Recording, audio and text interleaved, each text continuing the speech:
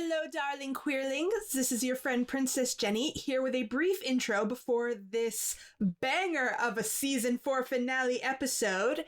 The episode is quite long, so I will try to keep this intro short. Number 1, we will be taking a brief hiatus between seasons 4 and 5. So we will be releasing info via social media about when season 5 will be launching, so keep your eyes on our social media for that. Number 2, our very own Force Captain Meph will be taking over as technical producer and editor for season 5. Meph has been taking classes and gaining skills, so watch out for gob-stopping, unbelievable technical quality in season 5. You are gonna love it, or perhaps you won't even notice, because as we all know, the best technical quality is when you don't even notice anything. So that's all very exciting. We will be having our usual post-season bonus race talk episode this time around. But instead of a general race talk episode, this will be focused on Israel and Palestine. It's of particular significance right now, and to the world and to us personally. And there are a lot of parallels in this show that are worth examining. So we will have a new special guest on this topic, so you can look forward to that before the start of season 5. And the last thing we have to tell you is, as you may know, we squirrel away 5% of our profits each month, which is not a lot. We don't make a lot. We keep that aside for queer youth charity. Last year, at the end of the year, we donated our charity monies to the Ali Forney Center in New York, which is a wonderful homeless queer youth center. They do so many things. I don't even have time to tell you all the things they do. That was last year.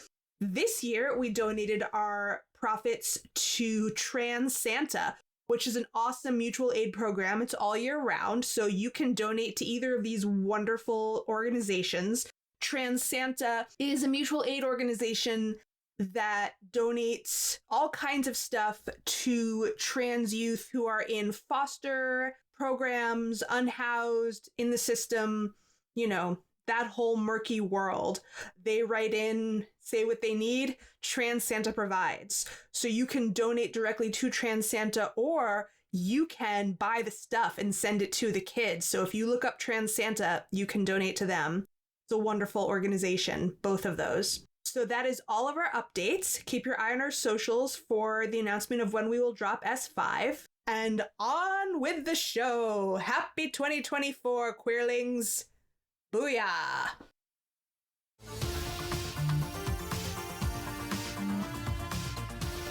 Hey folks, and welcome to Hey Adora, your queer She-Her podcast. I'm Force Captain Meph, they, them. And I'm Princess Jenny, she, her. And this is the final episode of season 4. We have made it through 4 seasons. We have arrived! We have arrived at Destiny Part 2.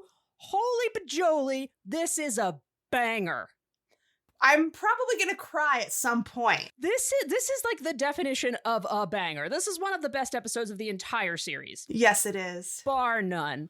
So we're going to jump right into it because that's what they do in this episode. Destiny Part 2 was written by Catherine Nolfi and Laura Shreepney, directed by Kiki Manrique, storyboards by Diane Ha, Emily Hu, Angela Kim, Sharon Sun, and Sam Szymanski, and we just slam right into this episode. There is no build-up. We just go right in. The build-up was the entire first half of the episode. Sure. I mean, like, this was definitely, like, there's no, like, you know, to be content. You know, there's no... Yeah. It's like, you can't do a slow build in the second half of a 2-parter. We just spent the whole first half of the episode doing the slow build, so we're already on the edge of the cliff. We are fucking there. So we are right in Bright Moon's throne room, and Adora just lays it all out. Yeah, so first of all, so we have Micah basically hanging off of Bo's shoulder. Like, he is about to collapse. They've just returned from Beast Island, like, and they've just barely made it. Yeah. And Glimmer has just left, and they've just missed each other. Uh-huh. So everyone is already, like, physically and emotionally, like, wrecked. Yes. And it's about to keep going. Like, it's that point where, like, your adrenaline crash has happened, and it's like, here's a triple shot of espresso. Yep. Time to reload, you know? Yep. Can't stop, won't stop. And we get a little bit of info here that, you know, Micah, stay. Just, you are thrashed. You gotta stay. The Sorcerers Guild is on their way to help protect Bright Moon. And then makes a promise that they were going to bring Glimmer home, essentially hell or high water. Yes. Then tells Bo, take, go with Swiftwind and Entrapta to the Fright Zone. To find Glimmer. So they are on the Glimmer, Yes. they are on Find Glimmer. They're on a Glimmer mission. And Adora is on a Dora mission, which is to go to the Crystal Castle to prevent Light Hope from activating the heart of Etheria. She turns into fucking She-Ra, and then that's it. That's the opening scene. It's very terse and brief. It's just like, we're done. Let's go into this. Boom. Credits. I have no idea. No idea. Is winning gonna happen? No fucking clue. No clue. Are you gonna ask? I can't even ask. I'm not even going to get to the point. But really, because I actually prepared a response for once, even though I never normally do. Okay, then I will. Jenny, do you think we're gonna win in the end? Well, Meph, in the words of our wise ancestors, it is not our duty to complete the work, yet neither are we free to desist from it. Yeah, so, regardless of the winning, we have to keep going. The work of justice cannot rest. That is an eternally true statement. Okay, Jenny's all deep with this shit. I'm like, I mean, if ever there was a time to have to stay faithful to your work, regardless of the odds. Absolutely. This is the time. Whereas me, I'm all like, go, let's go, motherfucker. This is Destiny shit. I mean, that's a good way to keep your hype up. But if your hype is failing you, you have to remember that it's not just a question of how good do you feel about your odds. Yeah, it's true. Jenny and I are representing two sides of the same coin. Yes. This is why in battle we are unstoppable. Absolutely. Also, there was one tiny bit of levity in that opening scene that I've never picked up on before, but I picked up on it this time for some reason. The whole time, the Dora is super seriously giving Bo instructions, and the two of them are like, okay, man, okay, we're going to do it, break, team. Behind them, Entrapta is just continuously poking Swiftwind's wing with her hair. Because she's still not convinced that he is real, and she's like, I'm low-key gonna take you apart and figure out how you work because I'm sciencing away back here with my bird horse specimen. I never noticed that. That's fucking hilarious. She's just like, poke. I'm interested in you for purely technical reasons. I love the idea of bird horse specimen. That is so real. That's exactly what that is. Bird horse specimen. Yeah, and he's just kind of accepted at this point. He has told her so many times to back off and I'm not a bird and and he's just like, okay, fine. She's going to keep poking me and I'm just going to live with it. Yeah, fair. Totally fair. So, we have to have our moments of levity in this incredible intensity or we're all going to explode into balls of adrenaline. Also true. I guess that's another side of the coin, but I guess that's you gotta maintain. You gotta maintain. You gotta maintain. With this level of seriousness, you gotta find a way to pace yourself. Yeah, you gotta maintain. And a little bit of levity is probably part of that pacing. It is important to pace. You want to jump to the Fright Zone? Let's jump to the Fright Zone with our new BFFs, Glimmer and Scorpia. And we have actually a little bit of levity in this part too. This is another great bit of levity in this initial moment. This is great. I love this. So Scorpia, assures us that she's great at sneaking around the place. She's an super expert stealthy. at sneaking around this place. Expert. And I like that to demonstrate what an expert she is, she does that classic cartoony tiptoe sneak walk across the closed doorway, kind of hunched over, tiptoe. Yeah. If you could have seen it, you would have seen that I took my two fingers and went across the screen. Yes, to demonstrate. To demonstrate that, of course. No, of course, Scorpia sucks at being stealthy. She's Scorpia. She does it well across the closed door. Sure. But then the door opens, and who is there? It's our powerhouse polycule. Our best horde buddies. We love them. And Lonnie's like, what are you doing? Yeah. It's just not only what are you doing here, but also just kind of what are you doing? The whole tone of it. What I have my bullet for Lonnie is just dude. It is. It's totally dude. Yeah, because she's not like, how dare you, blah, blah. She's just like, like, dude, come on. What are you doing? And then we have more of Scorpia, you know, like improvising at her best, because this is her best skill, right? Oh, totally. And hey guys, have you met our newest recruit here? Glimax Pinkerton. Great name, Scorpia. Good job, buddy. And Glimmer, you know, behind her, she has that same reaction that kind of reminds me of the way she was reacting to everything back when we first met Seahawk. It's just kind of like a full body facepalm. Yeah, it's just like everything happening is very cringe. She's just like, oh, this is so dumb. Yeah, like, oh God, this is who, you know what, fine. It's that. It's the like, the resignation of like, I know these people are good people, but damn, they're dorks. Yeah, like, this is not gonna fly. Yeah. She's just like, if this is our salvation, we're gonna die. Yeah, and I like the way that Lonnie responds to this, which we have a wonderful moment now with Lonnie and Scorpia. Where Lonnie says, we thought you got out. Yes. And you know, that is telling, right? It's like, we didn't think you left us or you escaped or you abandoned us, but like, you got out. You Yeah, the positionality of that statement is extremely clear in terms of who has the power, who is under the thumb of the power. Right. And then she says, if Catra sees you. Right. So this is very obvious that Lonnie is like, none of them have any power or, right. Like any power anymore. Yeah.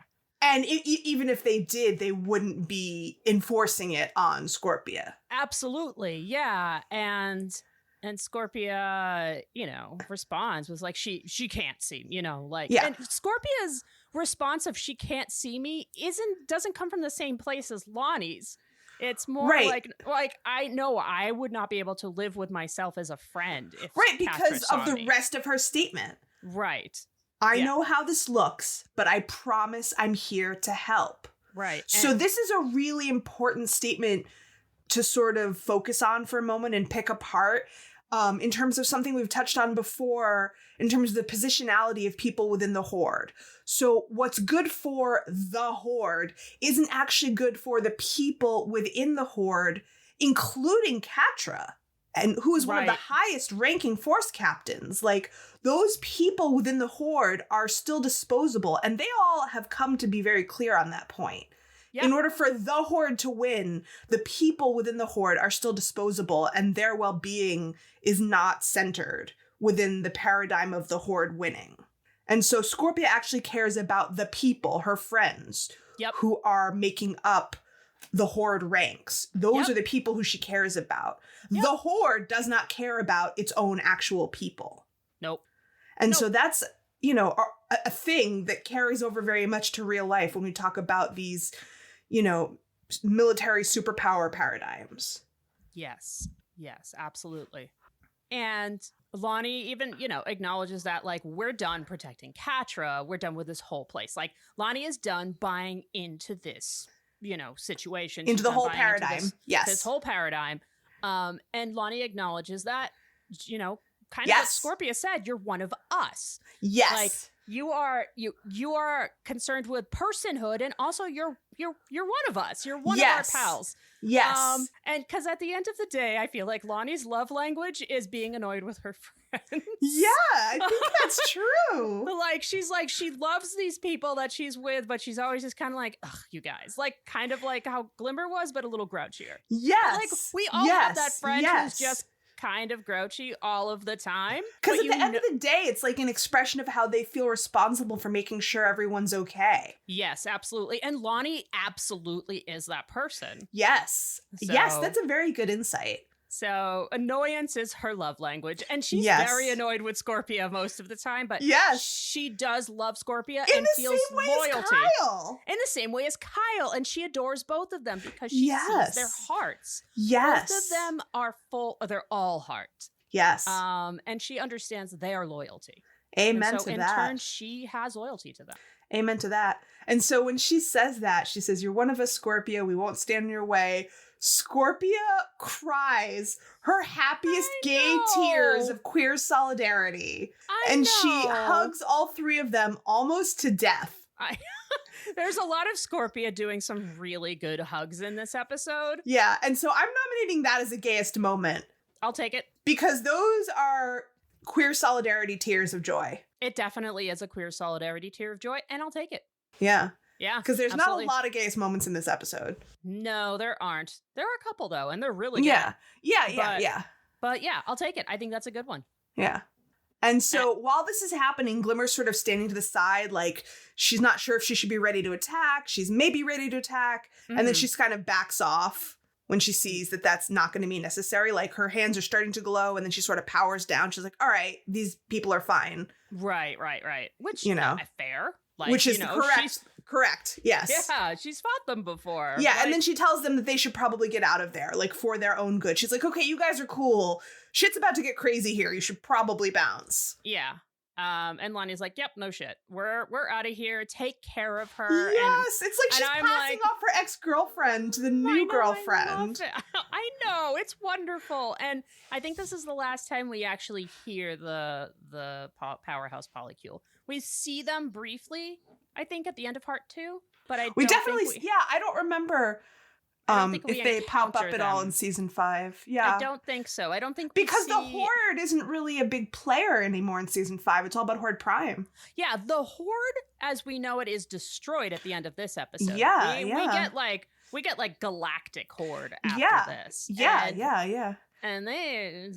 Yeah, I think you're right. We don't want them. Yeah, you're right. I think this is the exit of the Pow Paw, except for that last glance we see of them when they have a baby. I know. And so this is our last time we can say it, but hey, Lonnie. Hey, Lonnie. Farewell, love you. Precious Lonnie. We love you so much. We love you, Rogelio. We love your hair. Oh, yes, we do. Great hair. And Kyle, sweet Kyle, we love you too. Enjoy your beautiful lives together. Aw, we love all of you. Seriously. Yes. Farewell, friends. And so as they all part ways, Scorpia invokes all the chaos gods and Murphy's Law by saying it should be easy from here. Yep, I mean... Seems like a slow day in the fright zone. Yeah, there's nothing more, nothing evokes that more than possibly what could possibly go wrong. Like, of course... Scorpia. Good job, buddy. So as soon as she says that, we switch to an exterior shot of the fright zone from a distance so we can see Hordak's giant laser blast just exploding. I'm mad. I'm gonna explode everything. Yeah, we get our ironic cut to what is not a slow day here in the fright zone. Yes, the Hordak Katra, fight of the century. Love this fight. So then we get that exterior shot and then we go zoom back into where they are. Yep. And it ends, that transitional shot ends with a laser blast showing Katra flying full body across the room. Yeah, I mean, he got in a shot. Yeah, and she looks rough. Yeah, she does look rough. And she got caught. I mean, she got, Yeah. She was surprised. She's been carrying this lie through several seasons and it finally got caught out. Yeah, and to the point where she didn't know. She was just like, what's going on? Right? Yeah. He says he knows about Entrapta. She says Entrapta was a traitor. What else is there to know? Right. And Hordak, he's half 12-year-old girl at this point in terms of the level at which he's able to express his emotions. He says, I trusted you. Yeah. He's so butthurt. I mean, fair. Yeah, yeah. I'll give him that. It's fair. I'm not saying he doesn't have the right to feel how he feels. But maybe expressing it with laser blasts is not the most productive way. And then he goes into his villain speech. Your days were numbered the moment you crossed me. I'm giving him a fake British accent because villains always have that, right? That is kind of how he talks. Yeah. And so at this point, Katra is running for her life through this, through the station, like, you know, the different areas are kind of unclear because it all kind of looks the same. Right. And her movements are more cat-like as she is running for her life. It's, you know, more like she's running on all fours, even though she doesn't walk on all fours. Yeah, and I mean, she's fighting the way Catra does. She's not she's not fighting. She's finding, you know, higher ground. She's finding a place to get the upper hand. And Hordak is sort of walking around like, you know, a Jason or, you know, Michael Myers. It's just like very calm. He doesn't need to run. He doesn't need to break a sweat. He's just like, I'm going to get you eventually. Yeah, he's like a human tank. And I love that idea because he is kind of like that Michael Myers. He's literally walking with his weapon like straight out with his mask on, right? Yeah. Like being like, grong, grong, grong, right? Yeah, like, yeah. And so after he says that ridiculously, like, iconic, ironic villain line, you know, your days were numbered the moment you cross me, blah, blah, blah. He ends by saying, after I'm through with you, you can't even begin to imagine the punishments Horde Prime will inflict upon you. And of course, that's a perfect place for Catra to wiggle in and get under his skin. And she says, oh, because he's going to swoop down and fix everything for you at any moment, right? Yeah. You're just lying to yourself now. Yeah. And she's like, okay, this is how I know how to fight. Right. Because she knows, you know, that's not going to happen. And Hordak is enraged by this goading. And he continues blasting apart all the rooms that they are in while they are in them. And we get a great view of this fight from various angles. Yes. And, you know, we can see that this whole place is not going to be standing for much longer. And I would really love to go beat by beat on this fight if you don't mind. Sure, Jenny, go ahead. That's not my purview. Go right ahead. So this is possibly my favorite fight scene in the entire series. It is a great fight. I love it. I think this is one of the more interesting parts of animation in the series. And so I'm just gonna go through bit by bit. So first, Catra keeps goading him. Why would Horde Prime care about you?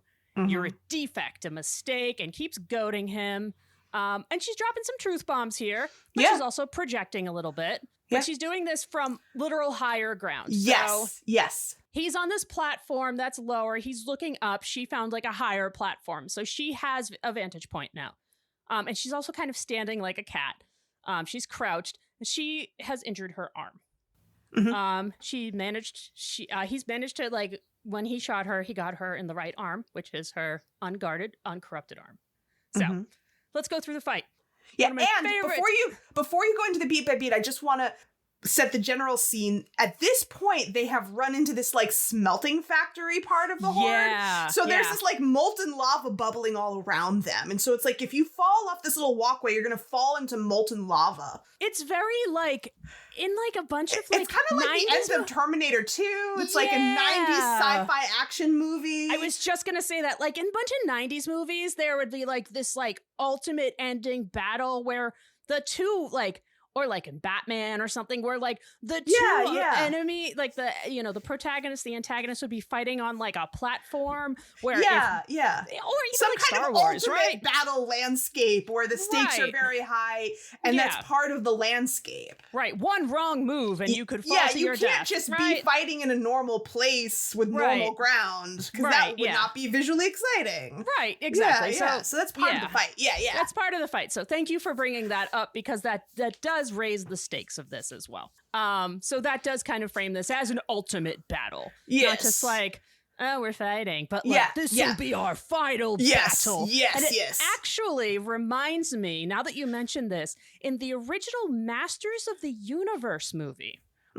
So in the live action Masters of the Universe movie that came out in the 80s, and I don't remember what it was. The one with Courtney Cox. The one with Courtney Cox. I have only the vaguest memory of it because I saw it when I was little, but I haven't seen it since. So I used to watch that movie all of the time as a kid. I saw that movie like multiple times in the theater. My brother and I both loved He-Man. So I've seen that. And at the end of the film, He-Man and Skeletor fight on a plank surrounded by this like fiery, bubbly lava pit thing. And he literally, like, Skeletor literally says, this will be our final battle.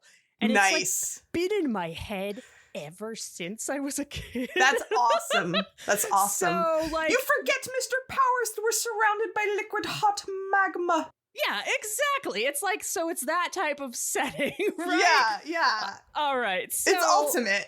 It's ultimate, right? So she's up on the top and he's on the plank of battle, right? Because it's like this, like, Yes. plank of battle. So he looks up, he shoots his laser blast up at her on higher ground. Yes. She's in like the rafters. So she dodges his laser blast and jumps down off this rafter, like yelling at him, that she's yelling at him from, grabs a loose cable, then kind of slides down it like a fire pole. Like, like a Ghostbuster or a firefighter. Yeah. Then from there swings herself from that, launching it at him into a direct punch to his jaw, like pulls back when she's flying through the air and just punches him like in the jaw right across his face. Then immediately after that punch lands, she goes into a heel kick. Like she lifts her leg up and goes into a heel kick, smashing his laser blaster with the sheer force of her kick. Yeah. It's awesome. She then lands behind him. And then this is awesome. And then she does a spinning jump, like a jump spin back kick, where it's like the coolest thing ever. She like jumps up, spins, and then kicks him across the plank of evil fighting. And it's fucking nasty. Like, it's awesome. And then isn't that when she grabs? Oh, we get there. Okay. And he lands on his face, just knocks him on, like, totally, like, prone, like, on his face. Then she taunts him, because this is important. Right. And then she delivers her final line. So we say, we can finally end this. I don't need Entrapta. I didn't need Entrapta. I didn't need Adora or Scorpia. And I don't need you. Yes. So and she screams it at him. So she screams it at him. And this is why it's important to hear that before when she does this. Yes. So she gets up, screams at him, and lunges at him, lands on his torso with her whole body and rips out his first one crystal that is powering his super duper fun suit that Entrapta gave him. Yes. So that crystal says the word loved. And it powers is that what it his says? suit. Yes. Oh my God. And the positioning of that crystal is over where someone's heart would be. I disagree with that. I think that's at his throat, not at his heart. It's pretty close. It's like it's pretty close. I mean, she says those things about how I don't need anybody. It says loved on it. That's, So she's essentially jumping on his chest and ripping out his heart. Yeah. After saying, like, neither one of us needs the people that we love. Right. You don't need the people that you love. I don't need the people that you love. I'm going to rip out this crystal that says loved on it that literally powers your body. Yeah. The first time your body has been augmented to a point where you can move. Yeah. Without pain. Without pain. Yeah. Ripping it out and then leaving you. Yeah. And this is because with Entrapta's augmentation and that crystal was the first time he felt like a whole person. Yes. Wow. I never knew that was what it said. Yep. And then the pipe falls on him. Yeah. And he's That's on him. He's the one who keeps destroying rooms that he's standing in. And then he's crushed city, or so we think. Yeah. But and it shows Catra's power, Catra's ability. Yes. And I just want to remind everybody that this is somewhat similar to how she defeated Shadow Weaver. Yes. You know, she ran away, found higher ground, and from above she pounced and was able to rip out this tiny thing that, even though the placement was different and what it technically is different, the size and shape is very similar, and it's this tiny little thing that gives you all your power. She just rips it out. Yep. Yeah. Ooh, good parallel. Yeah. Yeah. So, that's my favorite fight scene. You did a really good job breaking that down. Thank you. Yeah, I'm not good at describing fight scenes. I don't know how to talk about those moves. Thanks. But it is beautiful and very symbolically heavy. Mm-hmm. Yeah. Yeah. And that is the end of that scene. That is the end of that scene. That shit is done. That shit is done. Catra is done. That shit is done. Catra's like, okay, I knocked that one off. Like, you know. Yeah, and she just kind of stands. Like, the last thing we see is her standing over him, just kind of panting. Yeah, she's like taking her second to recollect. Yeah. This is what she can do. Yeah. That's all and she so can do right we now. don't, yeah. And so we leave that scene before we see anything like what's going to happen next. We don't know. Like, Hordak is squished, Catra won the fight, and now we flip over to what remains of the Black Garnet chamber. Yep. I love that Scorpia comes in and was like, oh, I don't remember it looking like this, but it has been a while. Yeah, it's like it's totally wrecked. The ceiling is blasted away, and she's just like, huh. It's a little different. Maybe they remodeled. Yeah, I mean, it's fair. Like, you rather than like, oh, war zone, chaos. Yeah, I know. She's like, well, maybe they remodeled. It's like, oh, that's fair. Okay. It's a fair observation to make. Yeah, though. it is. So she just walks right up to but like the way that she, interprets things, she doesn't say like, wow, this place is destroyed. She's just like, oh, it looks a little different. Right, exactly. Yeah. So she walks right up to the Black Garnet with her arms extended cordially, like she's greeting an old friend. And she says, hey there, Princess Scorpia. We're supposed to, like, connect? And it seems for a moment like she's waiting for the Black Garnet to give her some kind of answer, which, of course, it doesn't. Right. It is inert. And then she comes so close to touching it with the tiniest little tip of her claw. Mm-hmm. And then at the very last second, she pulls away. Yeah. And with a heavy sigh, she says, I'm no princess. Not really. This part, it's a small part, but I just want to bring up a tiny point, is that it really affected me.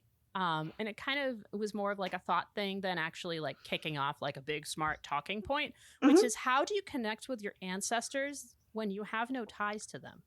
Yeah, that's like something I'm sure a lot of people can relate to. Yeah, like this is a literal like physical manifestation of colonialism, right? Like you're looking at something that is like, it's like, this is a physical object.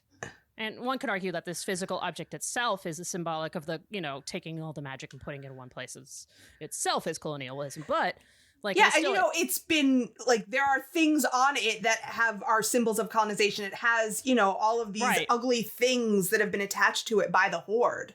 Right, so it's like double colonized, but still, this is how she's trying to figure out how to connect her with her ancestors, where she has been disconnected from her ancestors multiple times over. Yes, by forces long before she was born that she's had no control over. Yeah, so just kind of dropping that in there that like, this isn't an easy thing for our fictional characters and also for a lot of people. And this is also, parallel with Glimmer's journey here too, as we talked about in a couple of episodes as well. As Glimmer's trying to take back the power of her ancestors. And this is Scorpia trying to do it as well. Only Scorpia is more disconnected. Yeah, and Glimmer supports her in a way that I think is positive, rather than pressuring her. Like way back in the beginning when we first met Glimmer and she was first getting to know Adora, she was constantly putting the wrong kind of pressure on Adora. Yes. It was more about making promises on her behalf, focusing on what she could do for them rather than focusing on their relationship. So right now she is not doing that at all because she has come a long way. Rather than saying like, well, you have to do it or anything like that. That would pressure Scorpia and make her feel worse. She just says, you're one of us and we believe in you. And that is literally all she says. Yeah, we're in this together. Yes. She's learned and she believes it. And that's also the important thing is she does believe it. Yes. Yes, that's also true. And so that really gives Scorpia the confidence that she needs. So she does the thing. She puts her claws right on the Black Garnet. And it's not instantaneous. It's not like she touches it and like explodes with power. No, it's like it sort of slowly revs up. This red energy begins to emanate from the runestone. And then once the whole runestone is glowing, Scorpia and Glimmer start to glow too. Yeah. And Scorpia says, whoa, it's like... And Glimmer finishes the sentence and she says, connection, because they both feel it. Yeah. And then Scorpia has her own magical princess transformation moment. Yep, and she has cool new powers. Yes, do you want to talk about this little moment that Scorpia has? Oh, I think you can do it. Okay, Yeah. So this is not an extended, gratuitous magical transformation moment like She-Ra has, but it is a powerful moment. Red lightning is crackling out of the black garnet, and then Scorpia lifts off the ground. In this magical princess transformation moment, as this power is just surging through her and out of her, and red light engulfs her, and red light is coming out of her eyes, and she screams, and this power is possessing her, and it's a little scary. It is. But I think that we are trusting that this is meant to be, and it's not going to hurt her, that it's just a powerful moment that she is experiencing coming into her power. Yeah, and her power is wicked cool. Her power is wicked cool. And so then there's sort of a scene switch in this shot, because the red lightning, she's screaming, the red lightning is happening, and there's a scene switch to the Crystal Castle, and we see Lighthope putting the final rune stone into place in her model. And over the course of this episode, I start to think that it's not actually just a model, it's like a control panel of the weapon. Yeah, I agree. So it's like she is like finishing, she's like, okay, last piece is in place, now I can start, it's a control panel, I can start revving up the weapon, all the pieces are in place.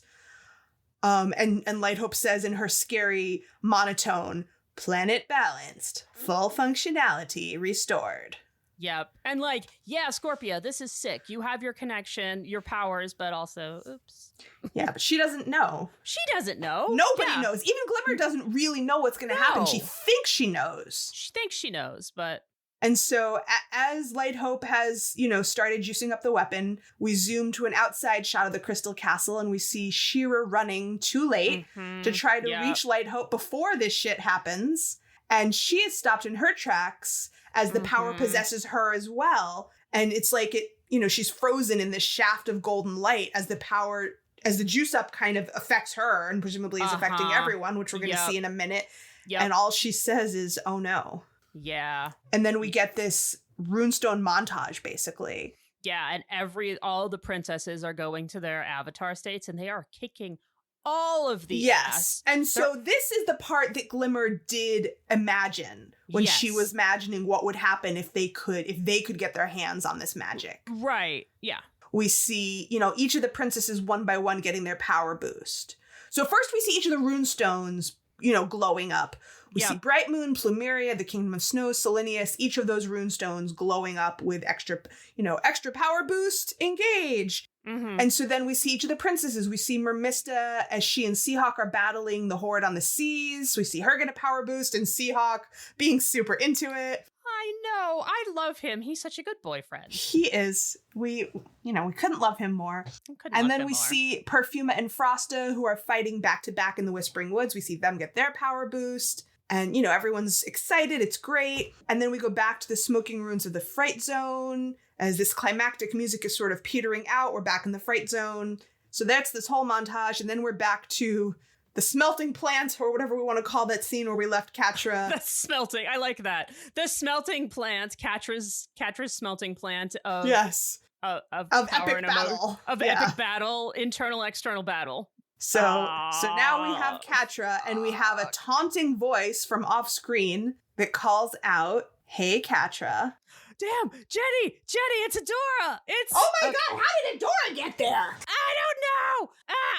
Okay, it's not Adora, but this is literally the last time I'm going to be able to do this for a while. So yeah. I'm just excited. Also, Jenny, this is actually this whole scene is one of my gayest moments. This whole scene is very gay.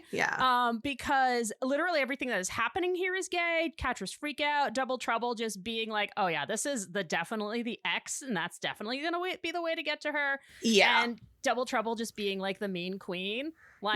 This is the first part of a big chunk of gayest moment. Yeah, I am with you on that. So Meph, why don't you take us through this scene? Woo! This one's a big one. Okay. It really is. This is huge. This is a huge, huge, huge scene for Catra. I would argue that this is actually Catra's very first siege scene for Catra's redemption. So Double Trouble comes in and says, "Hey, Catra," and we're like, "What?" First of all, Adora never says that, so yeah. we're all... And also, we just left her at the Crystal Castle. How'd you get to the Fright Zone so fast? So, like, we know it's not her. Okay. Right. So, but, obviously, Catra doesn't know, and Catra just, like, kind of, like, loses it in this way where we haven't seen it in a while, where she, right. She's just totally raw, no mask.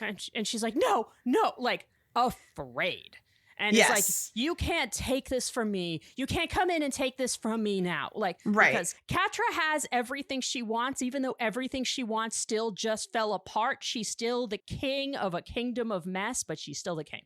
Yes. Right? Like, yes. And then she's like, and she has lost everything at this point to hold on to this one vision of what she's going to gain. Exactly. And Double Trouble as Adora was like, whoa, was like totally taken aback. Yeah, she's like, I knew this was going to be effective, but I did not know it was going to be this effective. Basically. And is performative about it, but definitely was like, ooh, and I knew this would get a rise out of you, but you're really obsessed, aren't you, kitten? And there's and the kitten is like the nose boop on the cake. Right, kitten. And like, there's definitely a double entendre there about like the obsessed thing. It's like, yes, you're still obsessed with gaining this power and holding on to this power, but also like it's your ex-girlfriend. Like, it's pretty obvious. And you are now as helpless as a kitten in this situation, emotionally. Yes, absolutely. And we're like, oh my God, you're not Adora. You're actually Double Trouble because you said kitten. And right. And as soon as they say kitten, they transform back into themselves. And then we see Double Trouble, and Double Trouble does their wonderful villain monologue. Their villainous monologue. I'm always reluctant to call Double Trouble a villain, and we're going to get to that very soon. Anyone can do a villainous monologue. Yeah. It doesn't make them a villain in a static, categorical way, but this can be categorized as a villainous monologue. I feel like it can be. And so we have Double Trouble saying that they finally figured out Catra's character, and then turns into Catra. Yes. And when your shadow self, which I learned about from Jenny, turns into you. Saying you try so hard to play the big bad villain, but your heart's never been in it. I would freak the fuck out. Yes, Catra is so completely disarmed in a way we have rarely seen. Yes. Like, she has no veneer of control over herself, her tone, her interactions at this point. She's like stuttering. She's like, what? Yeah. What are you like? What? She has no ability to filter her brain to her mouth at this point. She is just completely beside herself. And Catra always has something to say. Yeah, and she's just like, stop it. Yeah, she sounds like a child. Yes, she's like, what? And her eyes is like, it's devastating to watch. It's devastating to her. It's devastating for me to watch it. I mean, it's devastating for all of us. And then Double Trouble turns into the different people, and I want to break each one of them down because it's important what Double Trouble says as these people. Yes. To Catra. Yes. And then also Catra's sort of flailing. She makes a flail at DT, who is still presenting as Catra, to be like, stop it, stop being me. And it's so easy for DT to grab Catra because Catra has no control at this point. DT grabs Catra by the wrist and starts this new monologue of transformation. So take it from there. Right. So first, as Catra, DT says people have hurt you, haven't they? And that's what we know Catra, that's Catra's internal narrative, is people have hurt Catra throughout Catra's life. And then DT turns into Shadow Weaver. They didn't believe in you because that was, Shadow Weaver's main goal in Shadow Weaver's life was to not believe Catra. Believe in Catra for anything. Yeah, never give her any responsibility. Never have any faith in her. Thinks that she was like, never good enough, right? They didn't believe in her. Hordak. Turned into Hordak. They didn't trust you. Hordak never trusted Catra to, be able to do anything, be it like actually take command for something, to confide in Catra, to Right. work with. He and never really treated her like a second in command. He never treated her like a second in command. Certainly did not treat her like an equal. No, where God. I feel like it was it was much closer that he treated, Shadow Weaver like an equal, or closer to. Yeah, closer to. Yeah, yeah. And then we go to Adora. Oh. And this is crushing. And then this is my gayest moment in the episode. Yeah. And Double Trouble says, didn't need you. Left you. And holding Catra's hand to her cheek as Adora. Holding Catra's while saying this. Taking Catra's hand. Holding Catra's hand to her cheek and looking at Catra with bedroom eyes. She didn't need you. Left you. And I'm like, oh, fuck. Yeah. Holy and Catra shit. Pulls away from that so hard that she falls on her hard. ass. Yes. That she falls backwards on her ass. So now she's on the ground looking up. Yeah. So Double Trouble. The rest of them, she was quaking. Yes. This one knocked her down. Yes. This is the one that knocked her down. And then Double Trouble turns back into Double Trouble and says, but did you ever stop to think maybe they're not the problem? And then we get to a transformation into Scorpia. Mm-hmm. You're a bad friend. It's you. You drive them away, Wildcat. In this very sort of detached, observational kind of tone where it's like, I'm not even mad at you. I'm just telling you some hard truth. Yeah. Which is and similar. That is so devastating. Yeah, which is similar to the way Scorpia said it to Catra was in a way that had more compassion because it was coming from a place of hurt from Scorpia, but right. It was still a truthful.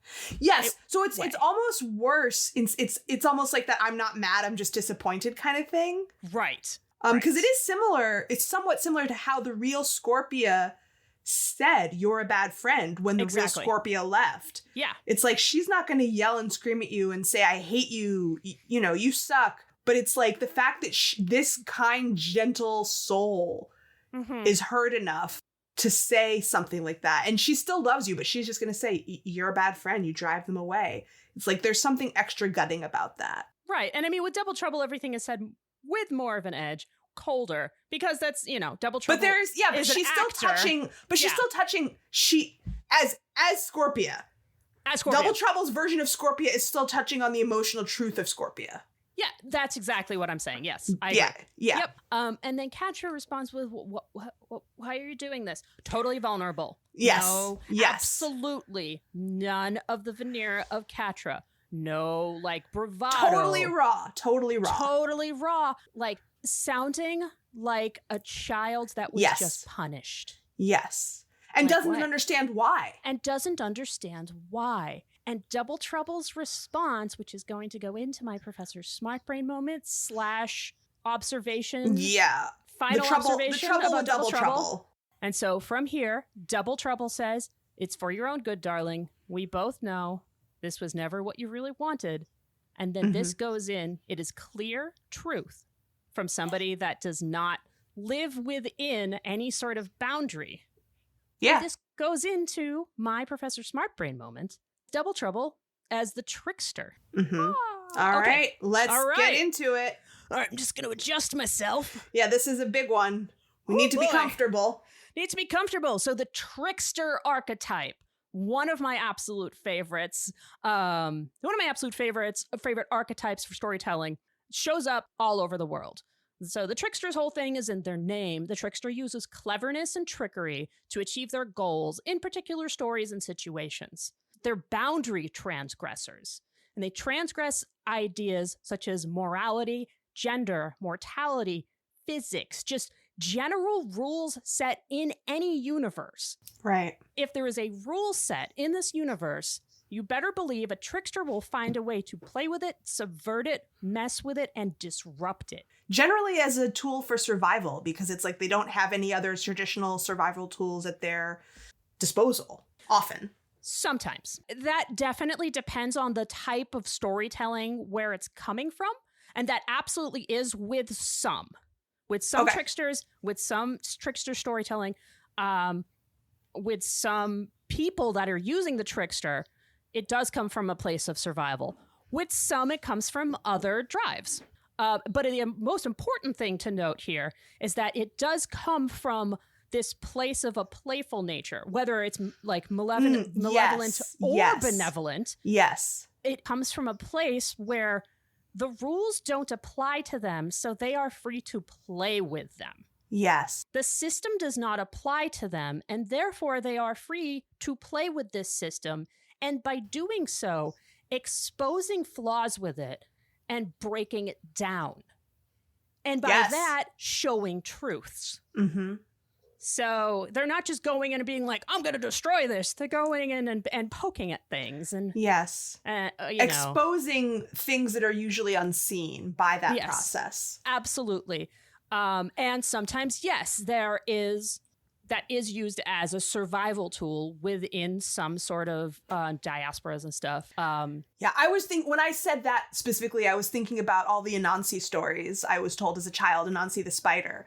He's just a spider. He doesn't have the strength and size of all the other animals. Yep. So what other survival tools does he have? Yep. I have Anansi here as well as a couple of other ones that use that as well. So, but I'll get to that. Yes. Okay. So, that's actually great. So I do have some more examples of tricksters, some trickster stories throughout history and throughout different cultures.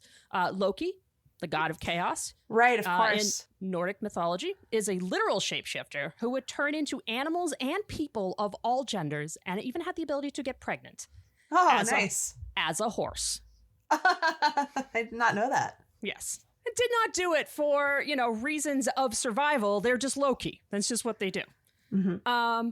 Coyote takes different trickster roles depending on who is telling the story, both malevolent and benevolent, among multiple indigenous groups in California, the American Southwest, the Great Basin, and the Plateaus. Hyena is also used as a trickster as well in different sub-Saharan African stories. So it's interesting about the hyena, because I remember learning in college, you probably already know this, that female hyenas, their clits are so huge that a lot of pre-modern societies couldn't distinguish between the males and the females because the clits look the same as the penises. So there's an aspect of the trickster in that. It's like, ooh, are they male or are they female? You can't tell. They're tricking you. Yeah, I mean, there's also it's a transgression of binary, right? Right, the transgression of the binary, exactly. Right. Yeah. And also hyenas have the laugh, laugh that sounds true. That sounds like a person. Yes. They have a very human laugh. And coyotes do too. Exactly. And that is also why coyote, and also they're both canine. They're both of the canine species. Mm-hmm. I think it's species. I think that's the level that we're at. Yeah, I think so. Yeah.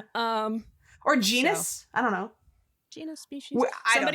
Somebody that's better at biology, please email us at hidorcast@gmail.com. Everybody knows what we mean. They're both in the same family. They're both in the canine family. Maybe that's the right word. They're both dogs. They're both wild dogs. Anyway, as you mentioned, the Anansi stories, or Aunt Nancy, as it is also referred to in some stories, and Brer Rabbit, both African American and different diasporic. Yeah, I forgot about Brer Rabbit. Yeah. All come from West African traditions that have spread amongst the West African, African American, Caribbean diaspora. Yep. Mm-hmm. Puck from A Midsummer Night's Dream. Actually, never read that one. And Bugs Bunny. Yeah, Bugs Bunny. Bugs Bunny is a great example of what you just said, because Bugs Bunny uses trickery to survive. And also a lot of gender fuckery with Bugs Bunny. Also a bunch of gender fuckery. So, how does this relate to Double Trouble, Jenny? Besides the gender fuckery.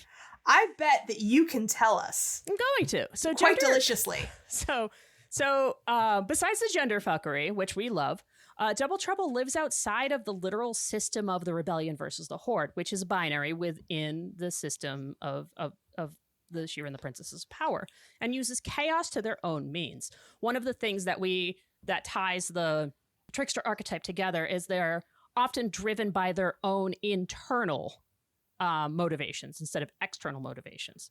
And they're using, the powers of chaos, essentially, right? They're injecting chaos into a system, and that is driven by internal, they're not saying like, yeah, sure, I'm going to take some some of what you're telling me and do it for the sake of this. And they're like, no, I'm going to do what I'm going to do and do it.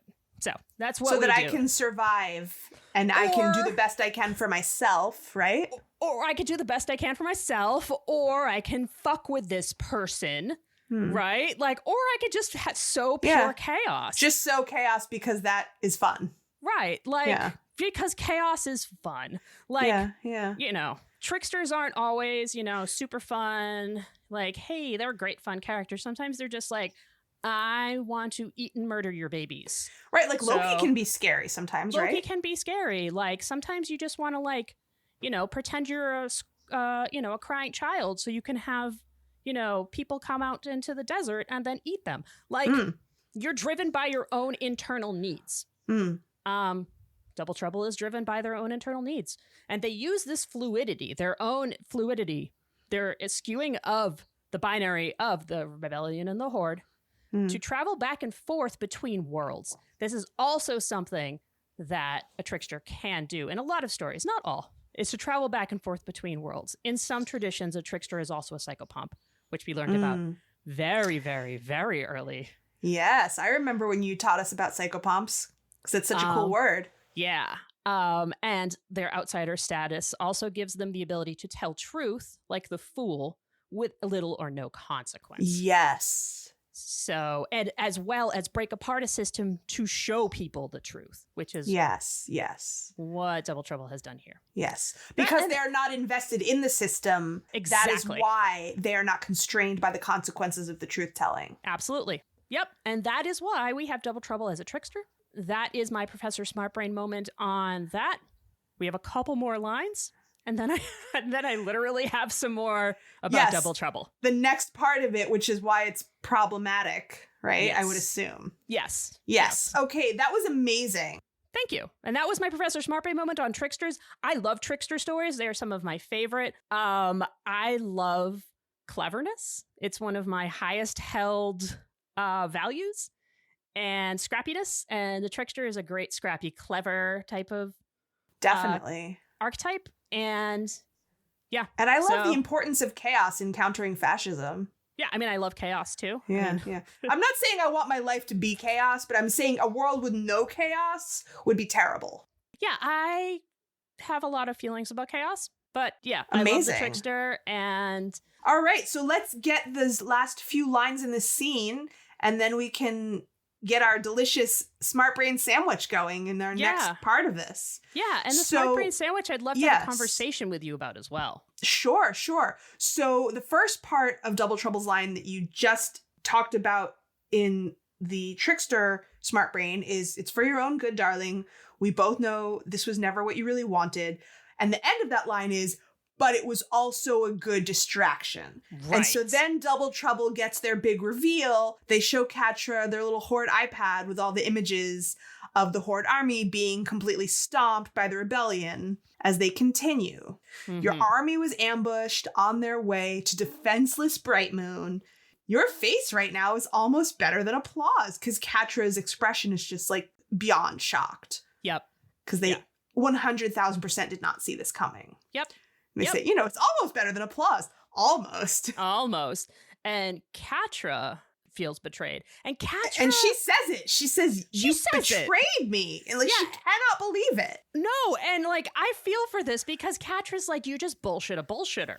Yeah. How dare you be better at me at my game? Like, So I get that too. And also just like, and also all of the stuff that we just learned about, we've all known, but that Double Trouble laid out. It's like, you have never been able to feel like you could trust anybody, and you literally thought you could trust me, and you can't. Yeah. So now Double Trouble says, it's not personal, darling. You knew how this worked. The best way to survive is always choose the winning side. Yep. The rebels have some kind of ancient super weapon. Any minute now, they're going to use it.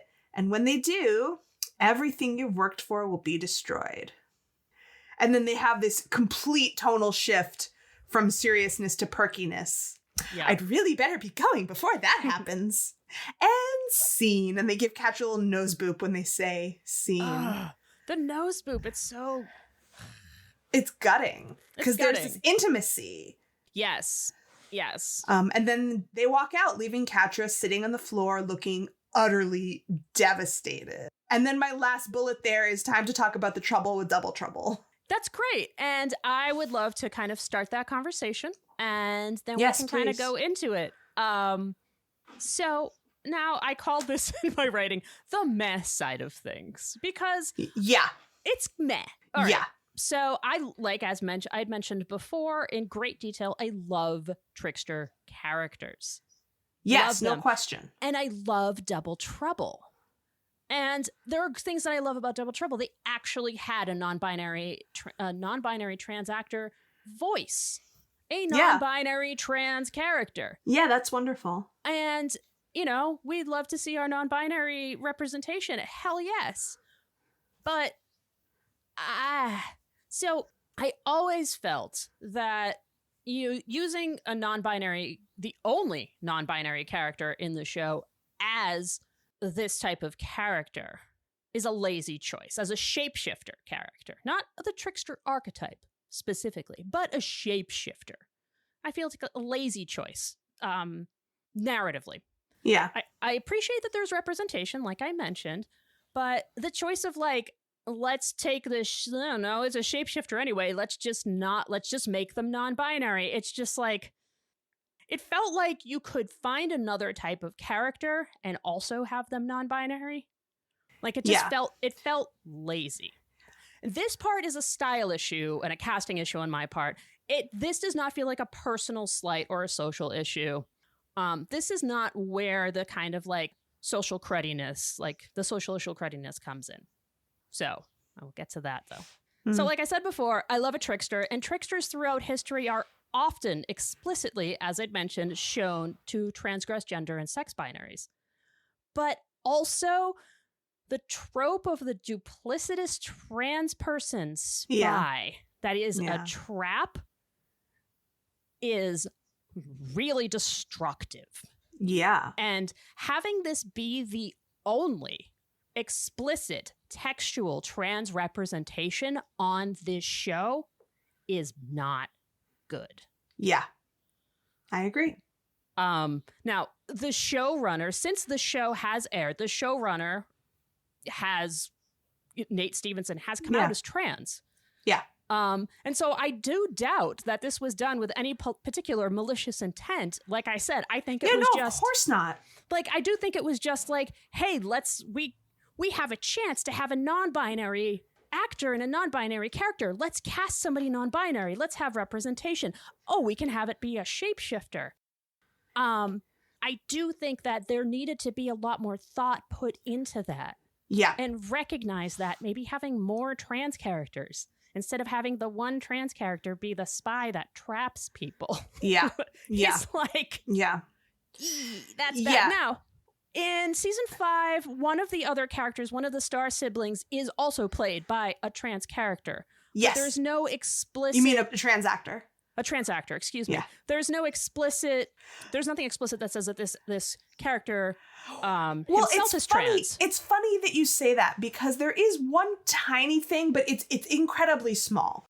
Yes, I know what you're talking about. Yeah. Yeah, but I don't think it qualifies as substantial trans representation, because way back in season 1, when we were learning all of the complexities of Princess Prom, there was a mention to the Star Sisters. Right. And now we have the Star Siblings, and one of them is trans.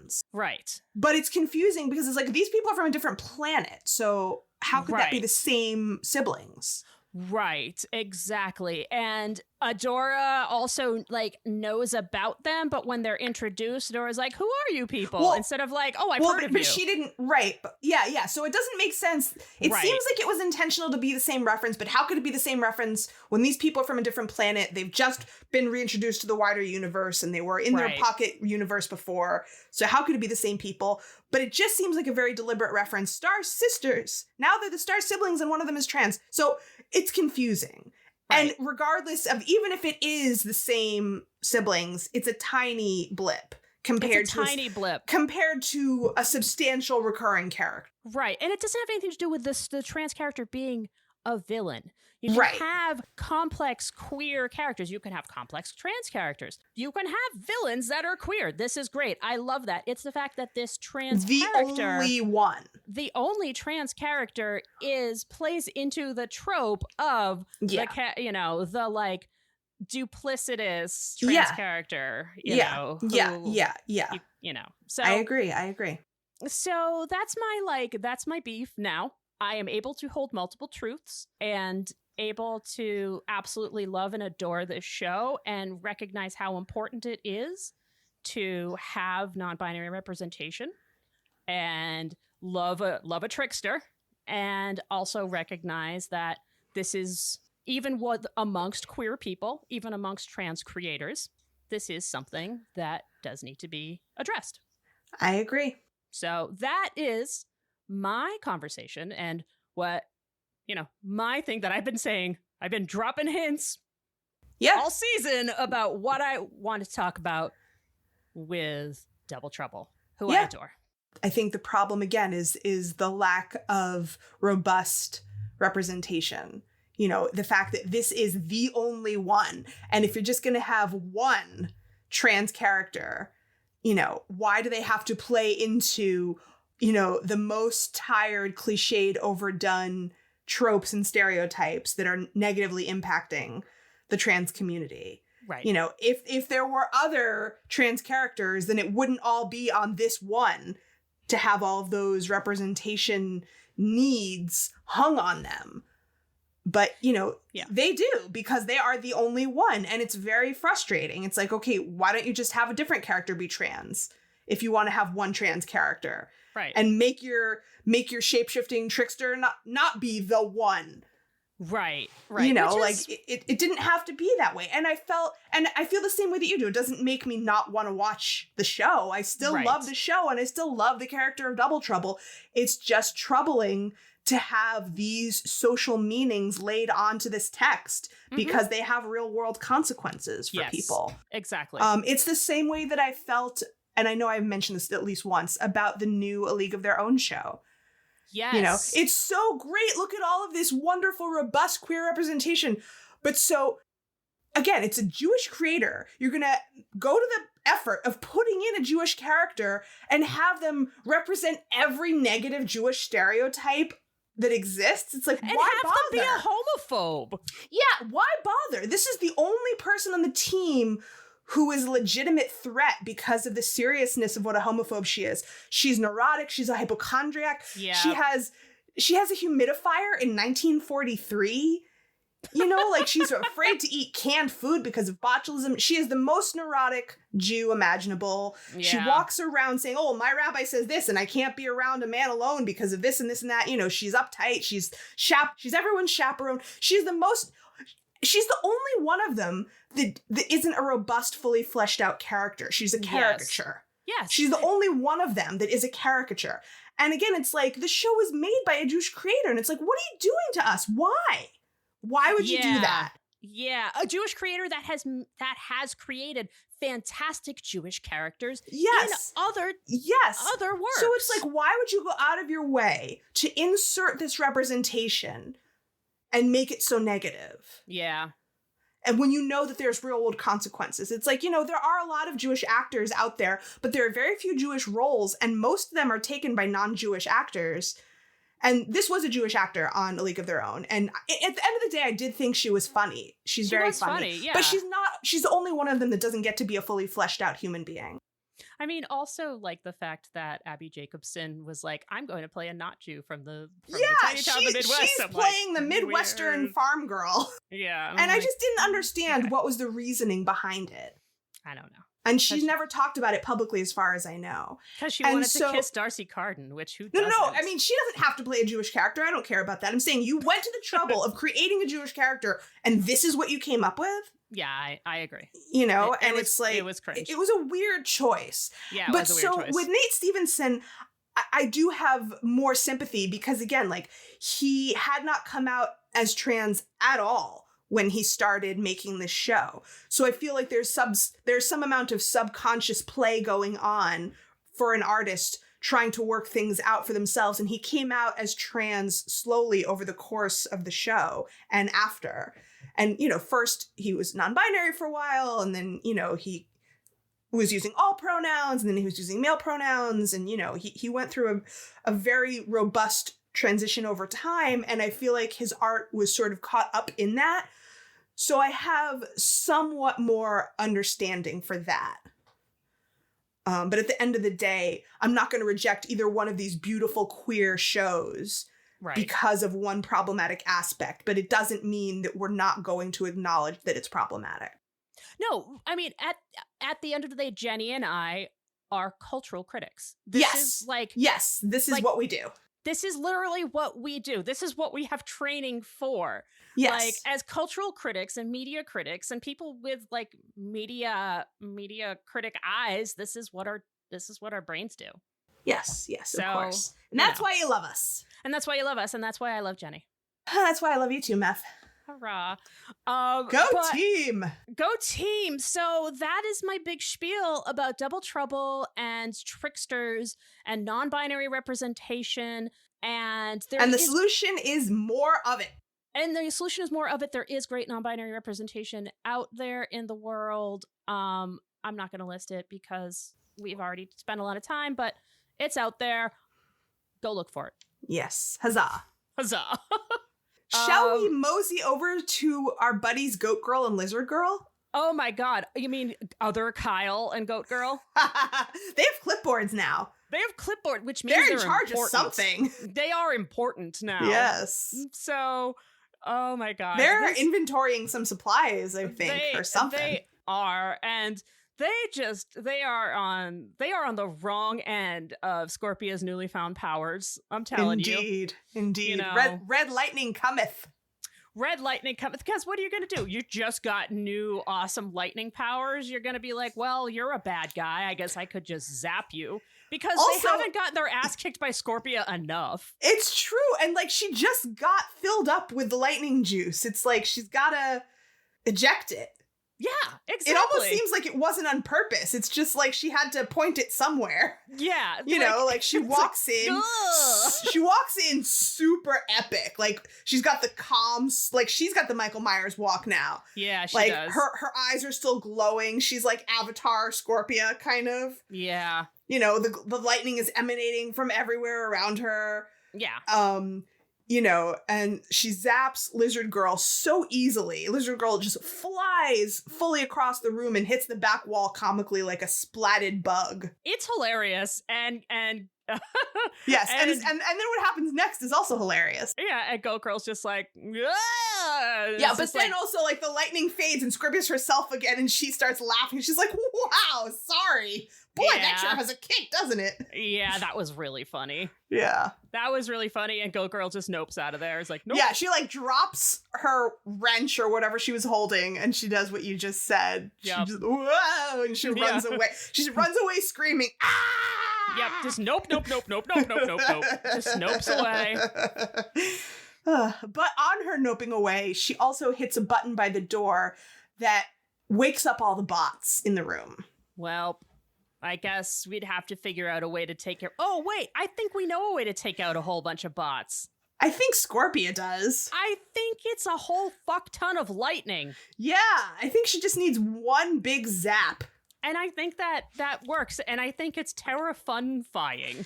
It surely is terrifun-fying. Which is definitely and Glimmer a thing. is also super into it. Yeah, she's like, whoa. Because Glimmer is Scorpia's new #1 fan. Glimmer also loves massive displays of power. She sure does. She really does. Like, she really appreciates a good massive display of power. Yeah, she's our stabby friend. She is our stabby friend and is like, whoa. Yes. So, and I love this. I appreciate this. Yes. So Glimmer tells Scorpia to help the other princesses and that she's going to go find Hordak and Catra. And she says the magic word for Scorpia. Yes. And this brings us back from that fun space to a more serious space. Yeah. Scorpia says in a fairly desperate tone, she says, Catra, I know she's done a lot of bad things, but don't hurt her. Yep. Yep. And very beseeching. Yeah, because after all this, she doesn't want Catra to be hurt. Yeah. Because she knows that Catra's already been hurt enough. Yeah, definitely. And she doesn't even know the amount of hurt Catra's been recently. Yeah. So she's just because she's there to help. That's what Scorpia's drive was. Exactly. That's what she told Lonnie, and she meant it. Yeah, so... She's here to save these people. She's here to save them, and Glimmer reassures her that they're the good guys, remember? Yeah, she says, we're the good guys. And then we last bullet on that scene before we leave is my note. Good guys don't do mass murder. I'm just going to leave that out there. No, they really don't. That's kind of one of those things that we've been talking about a lot recently. Yes. That's one way to know. Good guys don't do mass murder. Yes.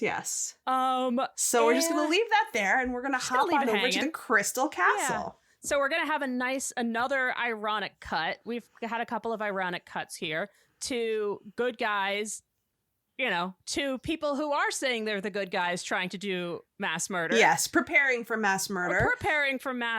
So we cut to good guys not being good guys. Preparing her weapon. And Adora shows up and is like, don't do this. And Light Hope's like, good, you're here. We can do this. Yeah, yep.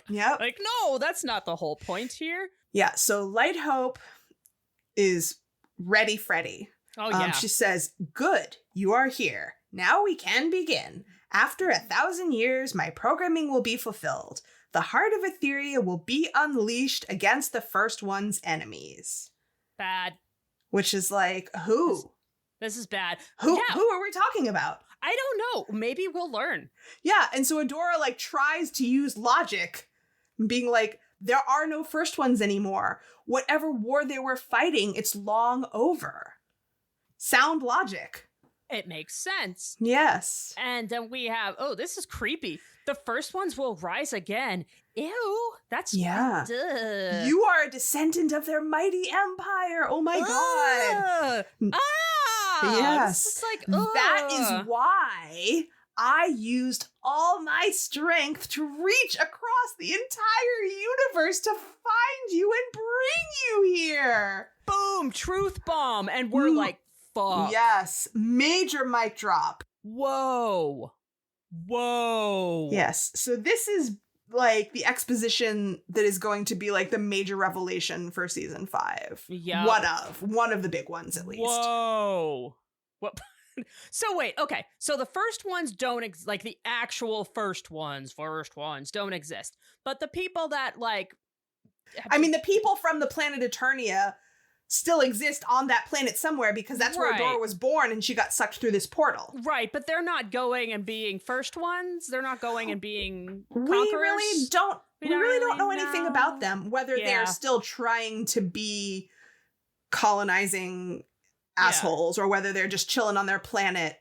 We don't know. We don't know. And there's they have nothing to do with life on Etheria anymore. It's almost not important. Yeah, and I think that's actually kind of an interesting thing. This has nothing to do with the origin stories of He-Man and She-Ra either. They totally divorced this from He-Man. They did. So, but this is a major revelation for Adora. Yeah. She says, you told me Hordak was the one who brought me through the portal. You told me he stole me, but it was you all along. All of this is because of you. Damn. And she slams the sword into the ground. Yeah. And it is in there. She doesn't just hit it and it ding. It's in the ground. Yeah. I mean, she's strong. She's strong. I mean, she's 8 feet tall and very strong right now. Yes. And we have some more Destiny talk. This is your intended function. You will bring the First Ones to glory. It is what you were born to do. Yes. Ugh. Very creepy. And Adora refuses. Yep. Light Hope says the weapon has been activated and there's no stopping it now. This is bad. Adora's face and body begin to light up with the First One's glyphs, just like Mara did when the heart was activated through her. Mm-hmm. And she screams. And my last bullet is dramatic tension with 3 exclamation points. Clonk, clonk, clonk. Yeah. So this is getting really, really real. Things are real. Real. Do you know what the first one's writing that shows up on all of their bodies says when, this is happening? I don't. I was just curious. If anyone knows, I would love to know. You know how to get in touch with us. I say it like 6 times an episode. Yes. It's not super important. I was just curious. Yeah. If anyone on our Patreon Discord knows either, you can let us know also. Yes, everyone knows how to reach us with information. Yes. So now we leave them freaking out in the Crystal Castle and we go over back to the Fright Zone where Glimmer poofs in to find a very defeated looking Catra and a squished Hordak in the ruins of the weird smelting. He's still squished. They're in the ruins of the weird smelting plant. And there's no roof now. It's no, because Hordak blasted it. Yeah. There's no roof. It's still squish. Yeah, and Catra is just sitting on the ground looking emotionally crushed. Well, she's suicidal at this point. Yeah. This she's waiting for someone to come and kill her. Yeah. She's waiting to die. And this part always destroys me. Yeah. Like, this part is like where I just like, I have to like pause it and go and breathe, drink a glass of water. Yeah. And it's like, hold my little pressure point to my ear and be like, everything's okay. Like, yeah. Like, this is like, what do you do when everything you've ever cared about is gone? Yeah. What do you do when you have utterly and completely seems, lost? Yeah, she seems numb at this point. Yeah. Yeah. This is like, what do you do when you've lost everything? All you can do is just kind of sit there. Yeah. Yeah. She has no motivation for anything anymore. I mean, yeah, I get it. Like, yeah. She has nothing to fight anymore. And that's been her whole drive. Her entire life is fighting something. Yeah. And there's nothing to fight anymore. Yeah. Yeah. Yeah. So it's pretty gutting. Yeah. And Glimmer pops in and reminds Glimmer's her of all this. Juiced up. Yeah. She's got her staff pointed at her enemy. And she loves fucking fighting Catra. Guess you wanted all my attention for yourself. Yeah. Your troops are gone. You're all alone. You've lost. Yeah. And she just gets, and she's expecting to get some kind of big reaction. Yeah. And she gets no reaction. None. Catra's just sitting there looking down at her knees. Yep. Like all the life has just been drained out of her body. Mm-hmm. And what does Catra say? She says, "What are you waiting for? Do it." Yep. And then Glimmer kind of looks confused and she lowers her staff. Yep. And Catra says, "Looks like we're both alone, Sparkles." Mm-hmm. And that is, I mean, they've been inching towards it for quite a while, but this is the beginning of them really being primed for their solo bonding. Yeah. Next season. Which is great, by the way. Which is amazing. I love them. Yeah. I feel like they have a potential great BFF relationship in the future where it's like they annoy the shit out of each other, but they both love it. Absolutely. I feel like they understand each other. That's why. Yeah. And this is when the Heart of Etheria kicks on. Uh-huh. While they're just sort of standing there looking at each other. Glimmer is overtaken by the big scary magic. Yep. And she drops her staff and screams, just like Adora did. Yeah. And now we have another runestone montage, just like before, only now it's each of those powered up runestones being overtaken by the Heart of Etheria. Mm-hmm. So they each turn black and get covered in whatever the first one's writing is. We don't know what it says. Maybe someone does, but maybe it just says Heart of Etheria, powering on, death and destruction imminent, whatever. You are now owned by first ones, whatever it says. Or it could say like Purple Monkey Dishwasher. We have no idea. Or it could say, property of Eternia TM. Right. Copyright, because all war is part corporations. Absolutely. So who knows? But scary stuff. Yeah, scary bad things. And then we see these big ribbons of light / power sucking up from the planet into the sky. Again, this is just like what we saw in Hero when we saw the flashback to what happened in Mara's time. Mm-hmm. And each of the princesses, again, is overtaken one by one, and they all fall in battle. Yeah. And we see Scorpia. She's racing on a skiff towards Perfuma and Frosta, and she calls out, "I'm coming, little buddy." And we all cry as she falls off her skiff know. and she's crawling towards them. I know. This is like it's yeah. And so then this montage ends with all of these like big swaths of rainbow light sort of being drawn together and uniting back at the tip of the Crystal Castle and being siphoned back into the Crystal Castle. The most threatening rainbows I've ever seen. Yeah. Yeah. If this isn't pinkwashing, I don't know what is. This is definitely pinkwashing, right? Yeah. It's nuclear war, but it's still gay. Yeah, no, but this is exactly it though. It's like, yeah, the army now now includes trans people, and you're like, yeah, but you're still killing people. Yeah, right? Yeah, like, it's still a nuclear bomb. It's still a nuclear bomb, but look, we painted it rainbow. But look, we painted it rainbow. Like, yeah. The LGBTQ community can still murder people. Like, yeah. That's not good. Yeah.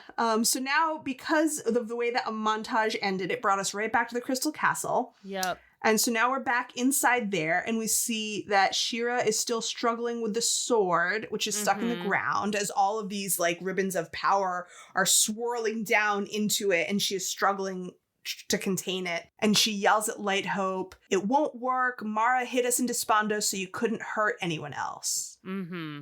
And so this is back to the point where like being in Despondos won't stop the weapon from going off, but it will stop the weapon from affecting anyone else outside this little pocket dimension. It would just, if Etheria blows up, that would suck, but it's not going to hurt any other planets or stars in the greater universe. Right. And also, so we're getting all of this energy is coming in to the Crystal Castle and to Adora and She-Ra. And we have Light Hope. When she hears the word Mara, she kind of briefly turns into Love Hope, right? Yeah, so we get this, for the rest of this scene, it's like Light Hope is sort of switching back and forth between original Light Hope, or Love Hope as you're calling her, and the new evil Light Hope. It's like she's got this split personality thing. So I have a tiny little theory that might be nothing or something. So this is the magic of Etheria, right? This is all of the magic from Etheria coming in channels to make this weapon happen. Yes. But I kind of want to like headcanon this and maybe theory it a little bit, that this magic of Etheria, even though it's being filtered and channeled and all of this stuff, still has love. Like, because we also learned through the end, that. Like the end of the series is basically like Adora uses magic, which is love, right, to save the universe, because love is magic, right? Yes. Like we see that with like Hero, that like, yeah, I really like that. The She-Ra is the magic, and like when Raz stops the boar, she does it with like, loving grandmother energy. That's right. Like, the magic of the planet is love. I love that. Yes. So I love that interpretation. So it's like that magic is sort of getting into Light Hope right now. Yes. So that's like, even though it's being filtered in and it's there, we still have all of these filters and all of these stopgaps and all of these like, transistors and blah, blah, blah, blah, blah, blah. There's still the magic itself, and the raw magic itself still is love. Right, and you can never fully contain magic, as Raz is constantly reminding us. Exactly, and you can never fully contain love. I fucking love that. Thank you. Yes, I think that's a great interpretation. I am totally on board with that. Yeah, and that's why she keeps kind of sketching out with like she remembers love. Yes, and this has never really happened to her before. Right, and we see that she is capable of love, which is like, when a robot or a machine is capable of love, it's also one of those things I think I've mentioned before, always gets to me. I'm like, the robot can feel love. Oh, Johnny Five is alive. Oh my gosh, yes, yes. Amen to that. So Light Hope is glitching. She says, Mara, like, with love, but then she glitches back and she says, Mara's interference caused a significant delay, but no longer. With the planet balanced, portal capability is restored. Initiate planetary move out of the dimension of Despondos. So now we are moving out of Despondos. And once this thing is engaged, the energy moving through Adora becomes even more supercharged, and the light starts pouring out of her eyes and mouth. Ugh, and she screams, and it's scary. Oh, it's really scary. It's really scary. Like, it's intense. This is like an amount of magical energy that could kill her. Yeah.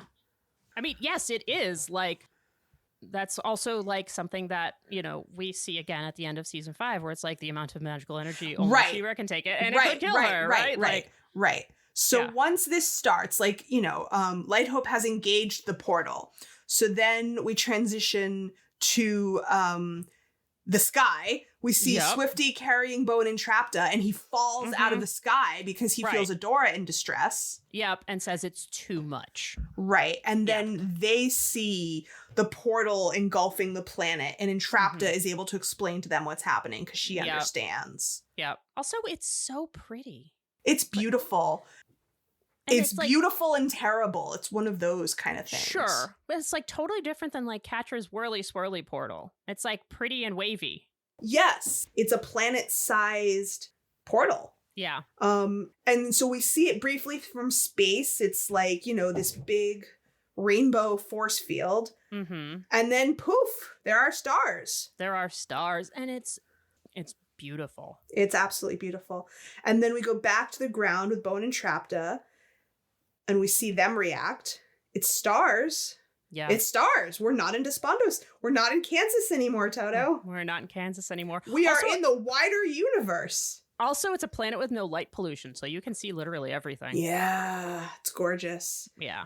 And so they know, and especially because of Entrapta, they understand that they are now in the wider universe. And Bo really needs to find Glimmer. Yes. He is desperate now to find Glimmer. And then we go to Glimmer. And yes, we do. Who is, you know, still also on the ground, being drained of her power. And realizes that Adora was right and Light Hope used her. And Catra was like, well, you wanted to win, so use your weapon. Yep. And Glimmer realizes that it will destroy everything. And then Glimmer... And this isn't what she wants. She's like, I thought this is what I wanted, but this is not what I wanted. And Glimmer is Glimmer, and she says, I have to stop it. That's right. And she zoops up her staff and stumbles off to do whatever she can to help. Because that's what Glimmer does. She's very willing to put aside her ego here. Like, oh, I was wrong. Okay, fine. Yep. Because I have to try to help. Yep. This is Glimmer growth. I mean, this is like ultimate Glimmer growth. Yes. I have to stop it. And that's Glimmer. Yes. You know? Yes. But she puts aside her ego. She says, I was wrong. I have to stop it. Yes. She's not wasting 1 second feeling sorry for herself. Nope. So she stumbles back to the Black Garnet chamber, and she tries to smash the Black Garnet with aggressive fist to runestone sparkles. It's not happening. It's not happening. No. It's too late. And we have a lot of quick cuts here. I mean, we're cutting back and forth to the Crystal Castle, where we, you know... So I just want to set the scene at this point, because inside the Crystal Castle no longer looks like an interior setting at all. No, it doesn't. There's no sense of being inside a room, because, you know, it's all computer generated, so Light Hope can make it look however she wants. Right. So they appear to just be floating in outer space, surrounded by stars, with this very basic computer generated platform that they're standing on. And they have these big ribbons of the scary rainbow light surging down into the sword. And there's the Heart of Etheria, like, model control panel in front of Light Hope. So that's visually where we are when we're in the Crystal Castle at this point. And Light Hope says, the heart is primed and ready, commencing activation. So everything we've seen so far has just been like the heart revving up. It hasn't even really been activated yet. Yeah, it's just everything is charged up. Everything's like, that connected. was all pregame. Everything we've seen so far is just pregame. Yeah, it's fucking hell. And behind her, She-Ra is still screaming. Like, she's been screaming this whole time. And she finally manages to, like, pull herself out of it for a moment to go back to, like, having control of herself and talking to Light Hope. But she's like, you can see how much she is physically struggling to remain in control of her body. It's very vivid. But you can also see that Light Hope is now struggling to remain control of Light Hope and jumps to Love Hope more readily. Yes. Like, nobody is just, like, sitting and talking, being like, let me tell you something. Like, everyone is struggling to remain in control of their bodies, their physicality, their power, their emotions, just, like, everything is just snowballing at this point. Yep. And Adora says, look at all these stars, these worlds. They will all be destroyed. Mara sacrificed herself to stop this from happening. Yeah, and she still has, and it's the energy is just every out of her mouth, out of her Yeah, eyes. yeah, like her eyelids are twitching. Yeah, it's terrifying. And once again, Light Hope hears Mara's name and recognizes Mara would not want me to. And then, Love Hope says that, and then Light Hope clicks back in. Mara was a traitor. And she turned against her people. And the more magic comes in, the more we see Love Hope come back. And Adora says, Mara was your friend. She knew you were more than just a program, and so do I. You can stop this. And this is a pretty huge line where Light Hope is actually at Love Hope now and says, I'm not as strong as Mara. I cannot change my programming. This is our destiny. Oh my God, Jenny, that's the name of the episode. And we said it at the same time. I know. We're Destiny Twinsies. We're Destiny Twinsies. Destiny Twinsies. Yes, and yes. Adora says, it's not my destiny. And this is some major Buffy shit that's happening right now. Yes. It's like a Buffy conversation. Yes, it is. And Light Hope says, you will comply. And Adora will not. And Adora screams, no, no, no. Like she is just rallying every atom of her willpower. Yep. And she grapples with the sword as it's like flying up out of her control. And the magical power that's going into the sword is increasing. And she's screaming. At this point, she's screaming like a primal scream. Yeah. Like this is coming from like the deepest chambers of her will chakra. Like it is just like... Yes. And I know we have a really heavy thing. I just want to jump really quick to the princesses, the cuts to the princesses. Yeah. Because that's important. So we cut to Seahawk just holding Mermista. And it is so, so tender. Like he's just like cradling her and just like looking at her. Like, like 2 seconds before he was like brushing the hair out of her eyes. Like he is cradling her. And Scorpia and Perfuma and Frosta Scorpia has herself wrapped around Perfuma and Frosta, and they are just like huddling, snuggling together, like trying to brave the apocalypse together. Yeah, like they're not gonna let each other die alone. And Glimmer is doing the Glimmer thing. She's not going to let this happen. It is her responsibility to protect the people she loves. And she's just sitting there, fist to crystal sparkling, trying to destroy. And we can really appreciate how much willpower must be going into that. The other princesses are on the ground. Yeah. And Glimmer is still trying to fight. Well, Glimmer's pure will. Like, we know this, this is a huge part of Glimmer's personality and her character. She's will. Yeah. She's pure will. And when she sets her brain to something, she keeps going. She does it. Yeah, so even Glimmer. She eventually falls to the ground too. Yeah, because it's insurmountable. It is insurmountable. And so then after we see the montage of each of the princesses, it cuts to a close-up of the sword hilt that's sucking up all of the power from each of these princesses. The clit jewel has turned black at this point, just like all the other rune stones, because it is also like a mini rune stone. Because it's a rune stone, and it's like a reverse rainbow of the Battle of Bright Rune, Gay Agenda. Yes. Where it's all the power is going out. This one, it's all coming in. And that's right. It's being used as a bad weapon. That's right. And so now we get a zoom out from that close-up of the sword hilt. It zooms out to like a full frame shot. We see the sword in She-Ra's hand, and it's now held aloft against her will. Like we can tell she's struggling. She's trying to hold it down, and it keeps flying up with all of these ribbons of color from every direction zooming into it.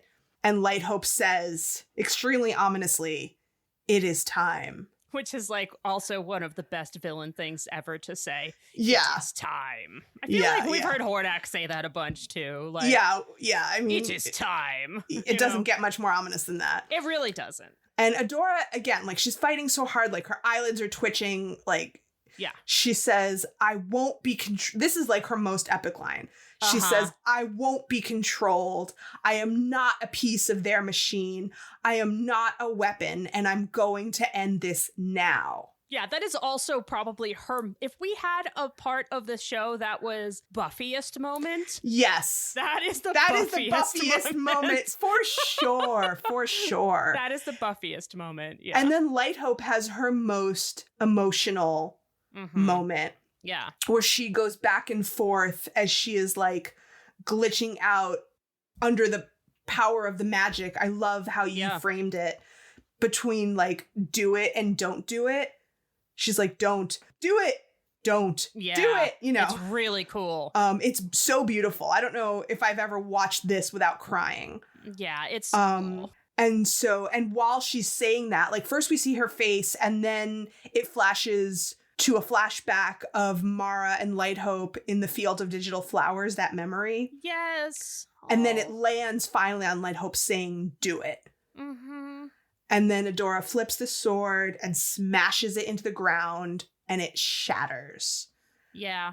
And then the whole scene dissolves into blinding white light that extends for several beats of just silent, blinding white light. So after that blinding white light resolves, Adora comes to, and there's a little bit of that like static in the air that shows us it's still like the digital Light Hope dream space. And she's been de-sheared. She's Adora again. And her hair is down for the rest of this episode. She has no ponytail. And I wonder what significance that is meant to have. To me, it sort of symbolizes that she's just been totally stripped. She is her most naked self. Yeah, I had a little thing to say about this scene. Yeah, go ahead, please. So, and you might have noticed this as well. So after the white light part, which we actually get two bright white out parts in this episode. After this one in particular, when we get both of them free from the confines of the first one, we have Light Hope saying thank you to Adora and being free. Yes, and then she dissolves away, and there's another brief moment where Adora's just sitting in this dark, empty space with the shattered sword, and that is the end of the scene. Yes, so we zoom out on this shot of very small Adora in this all-black room staring at the broken sword and she's small, She-Ra's gone alone, and it is a vulnerability thing. I completely agree. And also she doesn't have her awesome hair. It's about her vulnerability, as you'd mentioned, but also her long hair in a ponytail is like, her long hair and big poofy hair is also very a She-Ra thing too. So because it's kind of dull and down. Yeah, she is as de-sheared as she could possibly be. She's as de-sheared as you can be. And when her hair is up in a ponytail, it's also very much about Adora's control.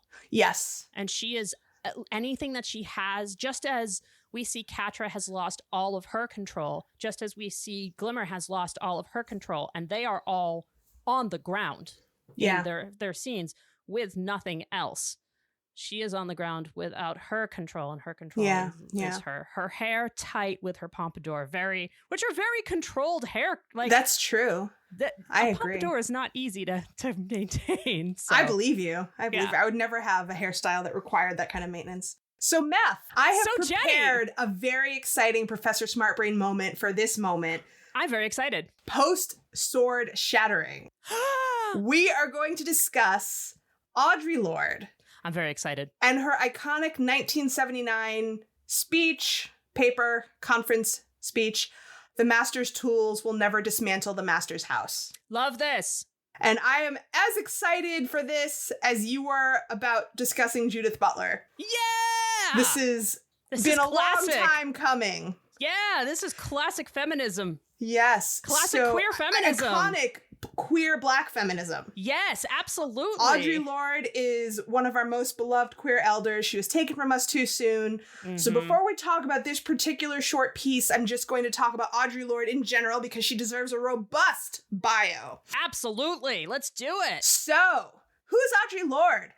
Who is Audre Lorde? Was a Black American lesbian writer, mostly known as a poet, but she was also a professor, a philosopher, an activist, intersectional feminist. She, wore many hats. She was most often self-described as a Black lesbian mother warrior poet. That is how she described herself. And I'm going to read mostly from her bio on the Poetry Foundation's website, because I feel like it is written with love a lot more than a lot of the other bios were that are just like, here's some facts. Mm-hmm. So this is not my words. These are the Poetry Foundation's words. Audre Lorde dedicated both her life and her creative talent to confronting and addressing injustices of racism, sexism, classism, and homophobia. Born in New York City to Caribbean immigrant parents on February 18th, 1934, and she died of breast cancer on November 17th, 1992 at the age of 58, taken from us much too soon. So that was just my little mini blurb. So the rest of this is from the Poetry Foundation. Of her poetic beginnings, Lorde commented in Black Women Writers. I used to speak in poetry. I would read poems and I would memorize them. People would say, well, what do you think, Audrey? What happened to you today? And I would recite a poem, and somewhere in that poem would be a line or a feeling I would be sharing. In other words, I literally communicated through poetry. And when I couldn't find the poems to express the things I was feeling, that's what started me writing poetry when I was 12 or 13. Lorde earned her BA from Hunter College, just like my grandma, and MLS. MLS is a degree in library science from Columbia University. She was a librarian in the New York public schools through the 1960s. She had 2 children with her husband, Edwin Rollins, a white gay man, before they divorced in 1970. In 1972, Lorde met her longtime partner, Frances Clayton. She also began teaching as poet in residence at Tougaloo College.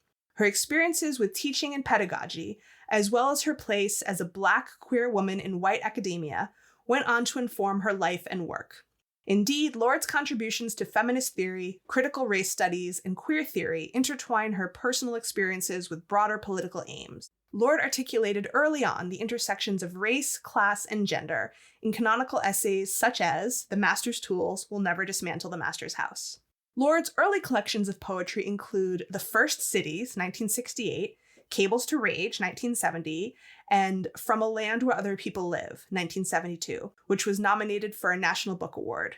Later works, including New York Head Shop and Museum, 1974, Coal, 1976, and The Black Unicorn, 1978, included powerful poems of protest. I have a duty, Lorde once stated, to speak the truth as I see it and share not just my triumphs, not just the things that felt good, but the pain, the intense, often unmitigating pain. Lorde's later poems were often assembled from personal journals. Explaining the genesis of Power, a poem about the police shooting of a 10-year-old Black child, Lorde discussed the feelings when she learned that the officer involved had been acquitted. A kind of fury rose up in me. The sky turned red. I felt so sick. I felt as if I would drive this car into a wall, into the next person I saw. So I pulled over. I took out my journal just to air some of my fury, to get it out of my fingertips. Those expressed feelings are that poem. Her poetry, and indeed all of her writing, according to contributor Joan Martin in Black Women Writers, 1950 to 1980, a critical evaluation, rings with passion, sincerity, perception, and depth of feeling. Concerned with modern society's tendency to categorize groups of people, Lorde fought the marginalization of such categories as lesbian and Black woman. She was central to many liberation movements and activist circles, including second-wave feminism, civil rights, and Black cultural movements, and struggles for LGBTQ equality. In particular, Lorde's poetry is known for the power of its call for social and racial justice, as well as its depictions of queer experience and sexuality.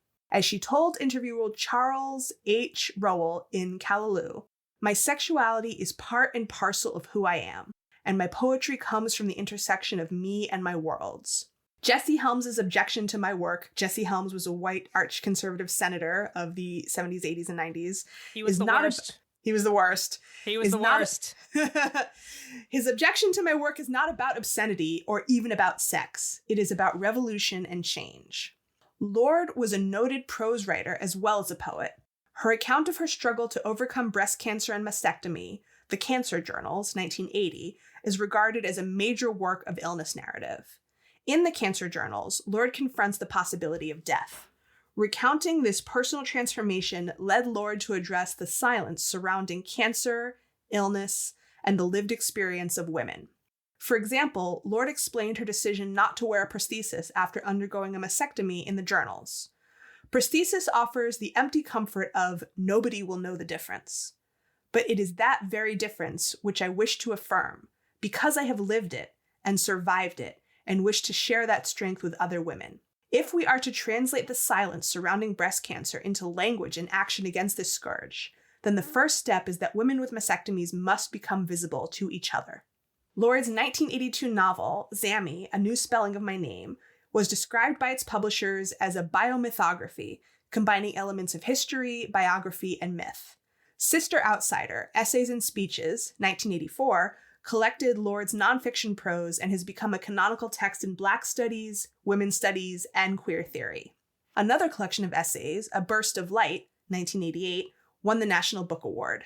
The collected poems of Audre Lorde was published in 1997.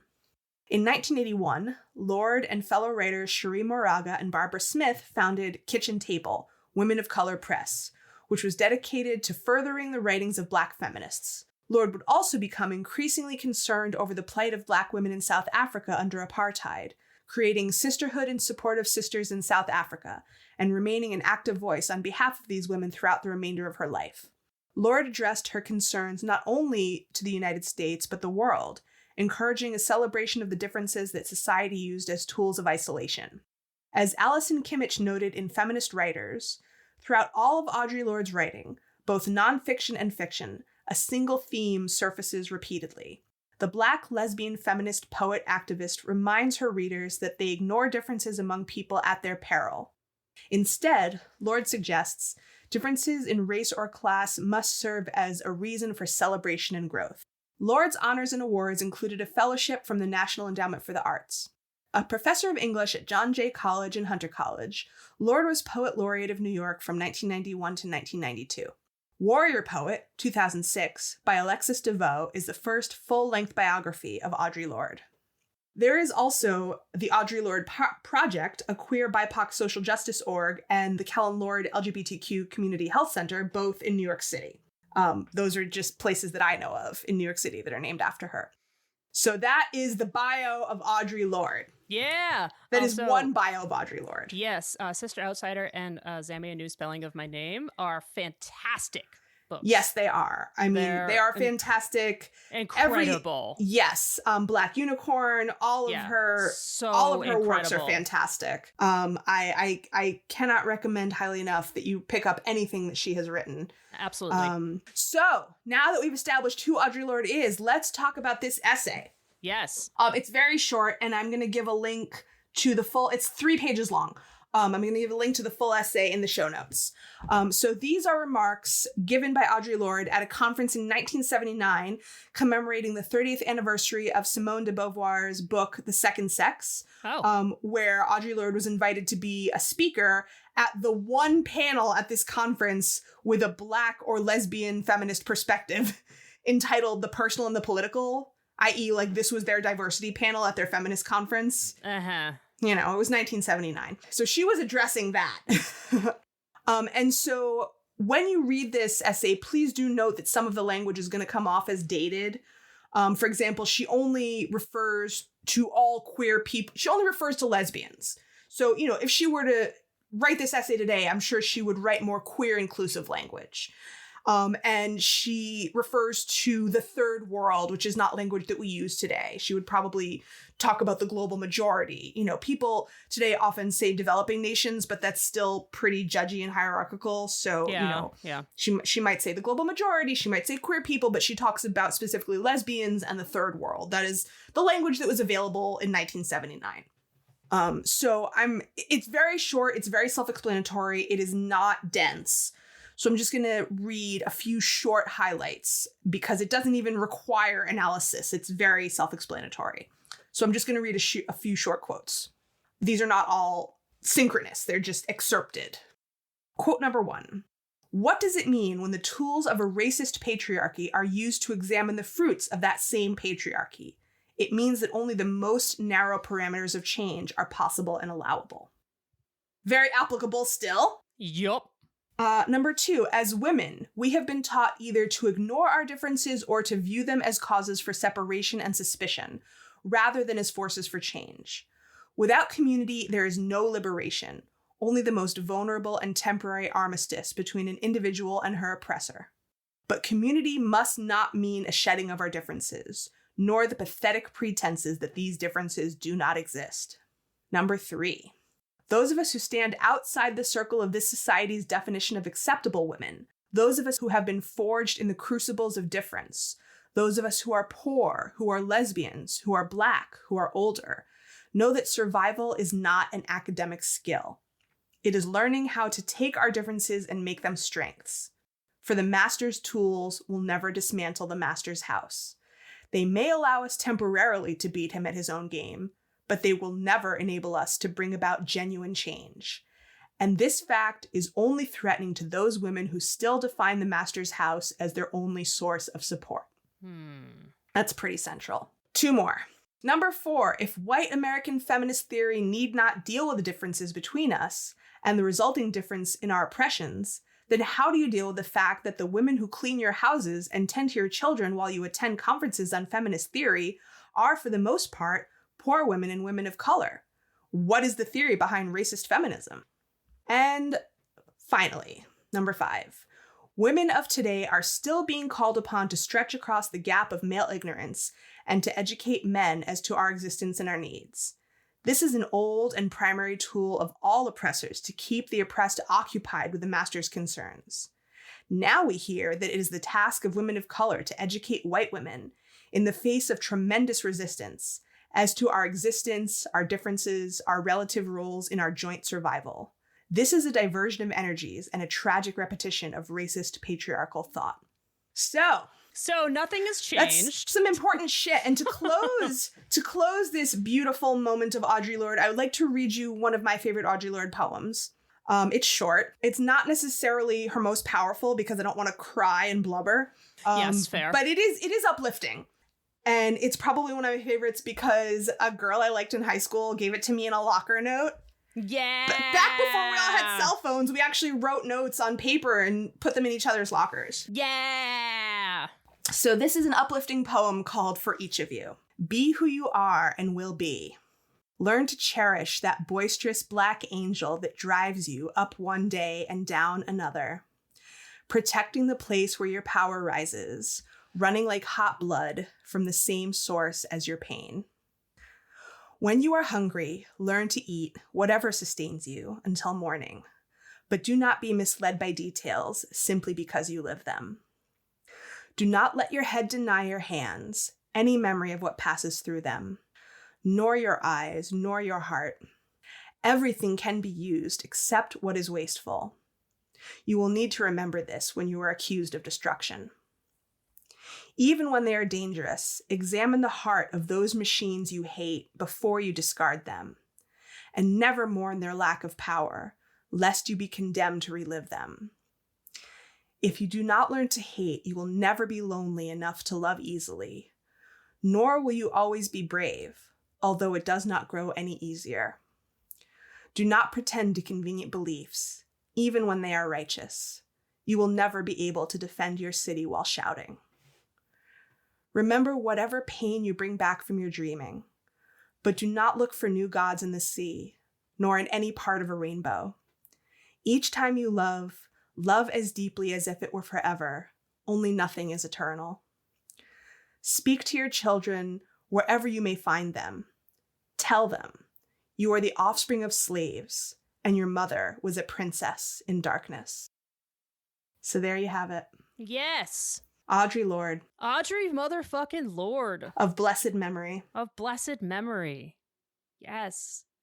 Fantastic. Everybody read more Audre. Everyone needs to read more Audre Lorde just in general, but such an important queer elder. Yes. So, the sword hath been shattered. The sword hath been shattered. Adora and shall is we all go alone. back to the Fright Zone? Let's go back to the Fright Zone. Glimmer wakes up just in time to see Hordak having dragged himself out of the wreckage, and now he is standing over her, getting ready to club her over the head, and things look very grim. Well, he's alive, so now we know that. Things are not looking good for Glimmer in this moment where Hordak is standing over her with a club, and he's looking very excited. He's like, I'm going to crush you. Ha ha ha ha. Like, shut up, Hordak. But then an arrow hits him. Yay, arrowed. And it's Bo. Now it's Bo. Glimmer sees Bo. Bo sees Glimmer. He's gonna save her. He's gonna save her, right? Yes, and he yells, "Stay there, I'm coming!" And then he shoots his slidey down arrow with his wire, and he slides down. He starts to slide down, and what's that? Something starts to happen. Something starts to happen. What is that? Some glowy green energy. They're getting beamed up. They're getting beamed up to space. Who is and Hordak's all stoked, and He's got that smile that like, oh, my big brother's gonna beat you up kind of smile. And then they all get raptured. Yes. And Hordak says, Horde Prime, he's here. And Glimmer and Hordak, as far as we know, it's just Glimmer. We know, it's just those two. Those two get raptured. Yes.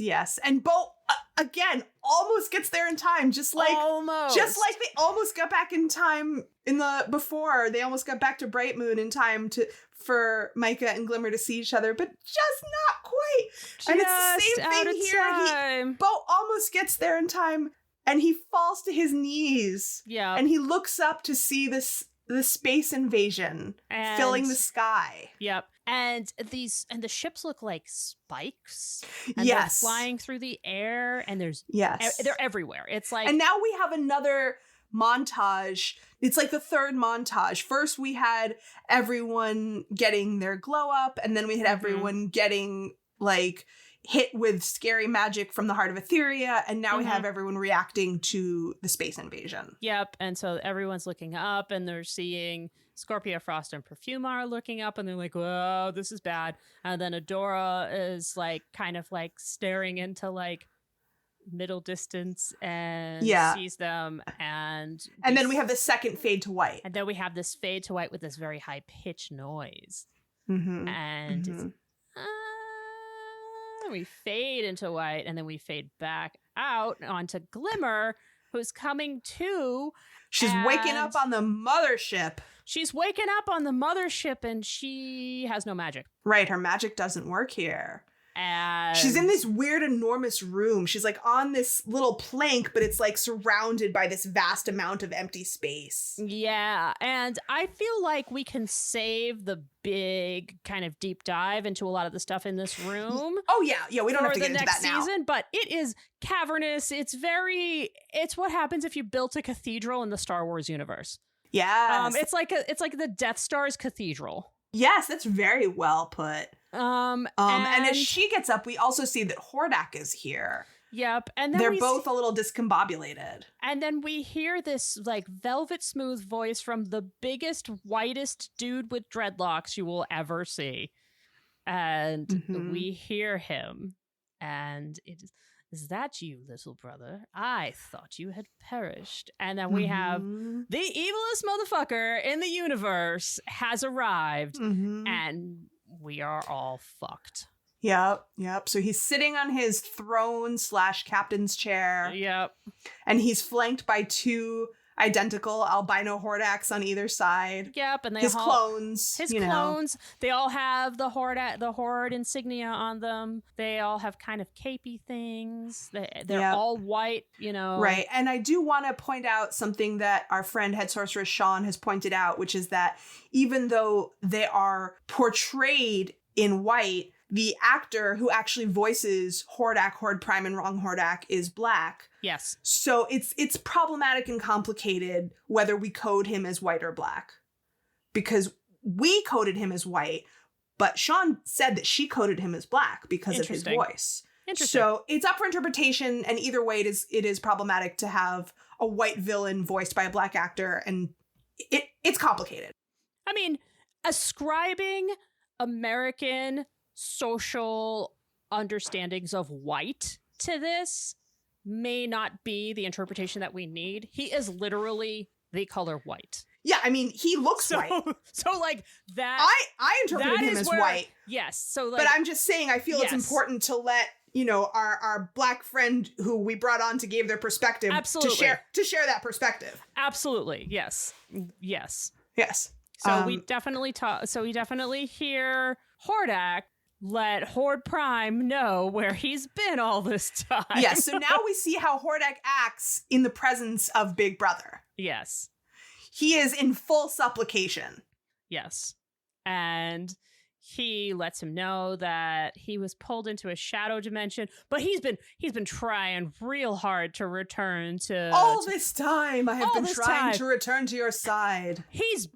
It has not been in vain. He built this empire in your name. In your name, of course. And he's on his knees this whole time. Yes. Yes. And Prime is just like an exercise in cool indifference. He's like, cool. I got your phone call. I wasn't around, but I saw this really big kaboom. Mm-hmm. And then when I showed up, this curious planet had appeared. With an energy reading like nothing I had ever seen before. How about that? Mm. Interesting. And then Hordak, but before we go back to Hordak, there's one really quick shot that's important because as Prime is discussing Etheria's incredible energy signature, the camera goes back to Glimmer's face and we see it clicking in her mind. Yes. She is utterly horrified as she realizes that this is on her. She made it possible for this new ultimate horrifying uber villain to get to them, and now this threat is beyond anything that she had even conceived of, and it's on her. Like, it's all in her face in that moment. Yes, makes sense. Yeah. So continue. This is Glimmer being like, "Oh, I fucked up." Right. Yeah.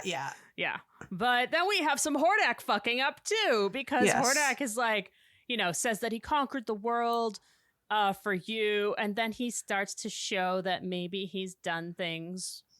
Maybe not entirely for Horde Prime, because he did it to show that he was worthy so that he might take his place by your side. He has bent to the people to his will. So these are all, like, every single thing he said was basically like, these are my motivations for me to do things for me. Well, he's trying to frame it that I did this to show you that I'm worthy of being by your side. It's all for you, it's all for you, it's all for you. But then the final line is, I have bent its people to my will. Will. Right. That's the final thing where Horde Prime was like, nope. Okay. Yes. I can forgive the other things, even though, like, in the context of everything, it is like, oh, you did all of these things. Okay. But that last one, he can be like, oh no, to your will, why can't I see your thoughts? You have a name. You created your own empire. Yes. And he's holding Hordak's face in that creepy Shadow Weaver way. As he is like, everybody loves this fucking this like tender like face hold. Who was the person like in the beginning where it's like, you know, every single time somebody is like really evil and intimate, we're going to have some face holding. Yeah. Like that's a thing. I don't know. Yeah. And so Horde Prime, you know, it's like you're not allowed to have private thoughts from him. No.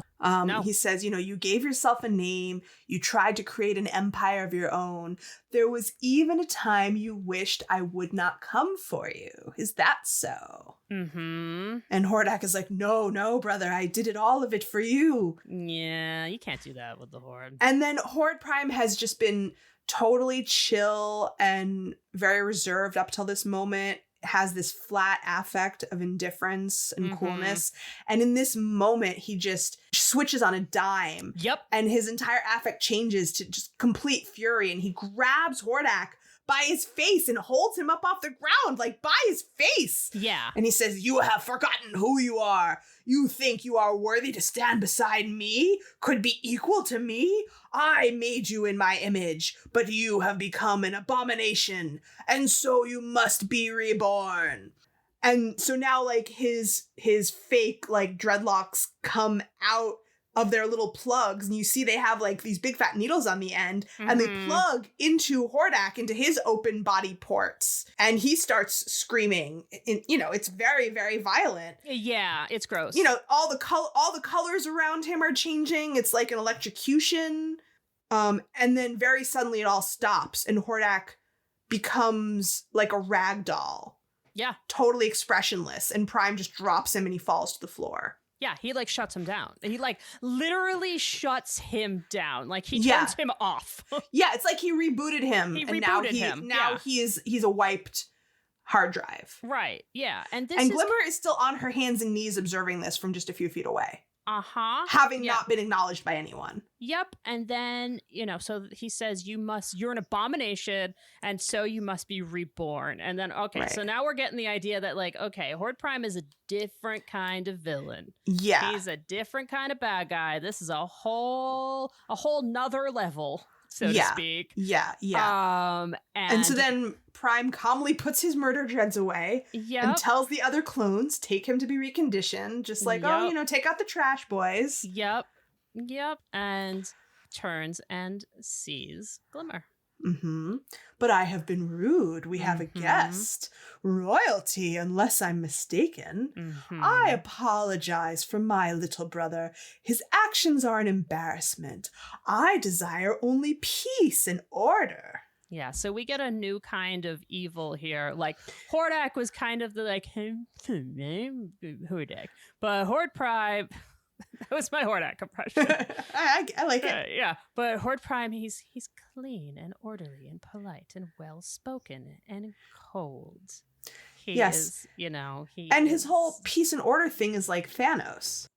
Yeah, it's exactly. It's like a Thanos type of, like, I will have peace and order and things will be cleansed. Like, yes, and like, how will I achieve peace and order? I'm just going to murder everybody. Yeah. It'll be very peaceful when there's no more people to fight. Yeah, Glimmer, he says, I love peace and order, and Glimmer's like, cool, so we're good. And he's like, no, I'm going to murder you all. That's how I'm going to have peace. And Catra comes out, and we're like, wait, Catra, where did you come from, dude? Yes, I wouldn't do that if I were you. And it's like, oh, Catra, you have life again. Yes, Catra's, and my next bullet is Catra save Glimmer, Catra save Glimmer, Catra save Glimmer. This is the beginning of a new relationship and a new direction. And also the planet, and also her own ass. Yes, like in the beginning, she can tell herself that it's self-interest, but we know that it's a lot more than that. Oh, and she's so smart. I love how she does this. Yes. She's like, you don't want to kill Glimmer. You don't want to destroy Etheria. This is like some ancient super weapon. Yes. She's a part of it, and I know how to use it. Right. You can't kill her because she's part of the weapon, and you can't kill me because I'm the only one who can tell you how to use it. Mm-hmm.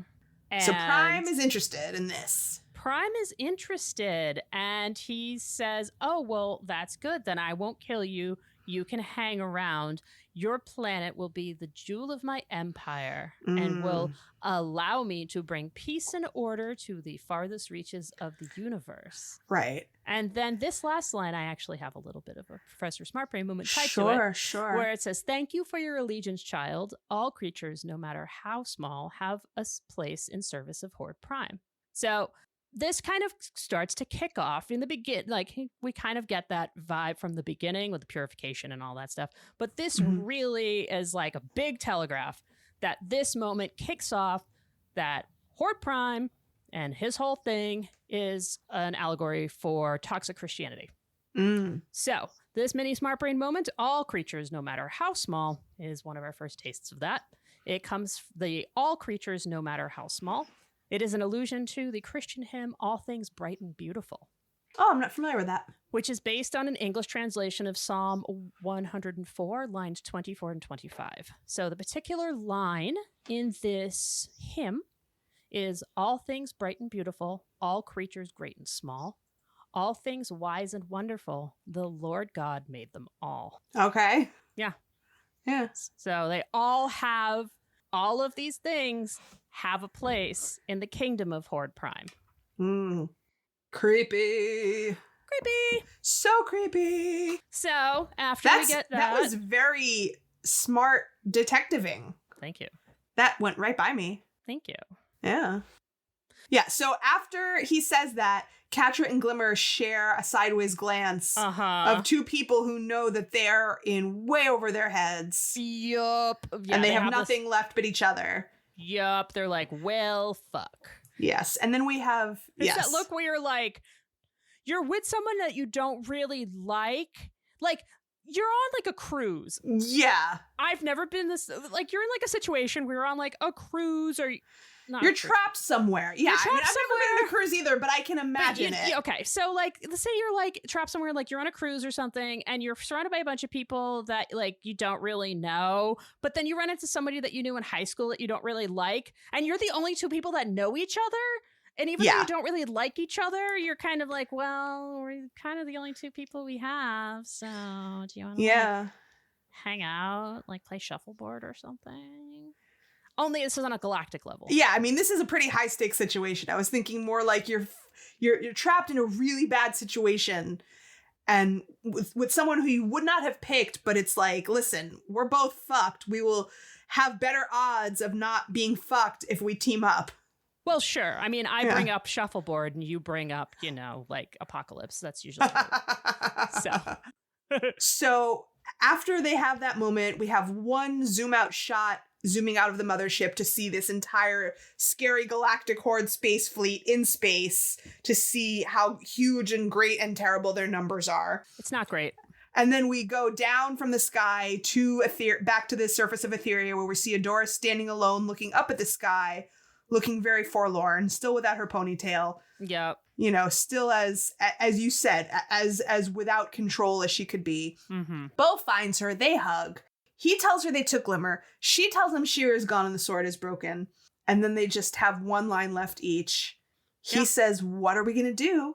And she says, we're going to get Glimmer back and then we're going to save the universe. Like, damn right you are. Yeah, so like the level of how much they have to save has gone up. First, they were just trying to save their kingdoms. Then they had to save the whole world. Now they have to save the whole goddamn motherfucking universe. Which, like, sure, do it. You know? Yeah, but how? Well, I guess they'll figure that out. They're going to win in the end, right? Yeah, we have time to figure it out now because we have a season break. We have a season break. So, Jenny. So, Meth. What did we learn today? We learned it's never too late to change your mind. Glimmer has shown us, no matter how sure you are that you're right, if you realize that things are not what you thought they were, it is never too late to reevaluate your position. It's never too late to do the right thing. Yeah. It's never too late to fight for what's right. It's never too late.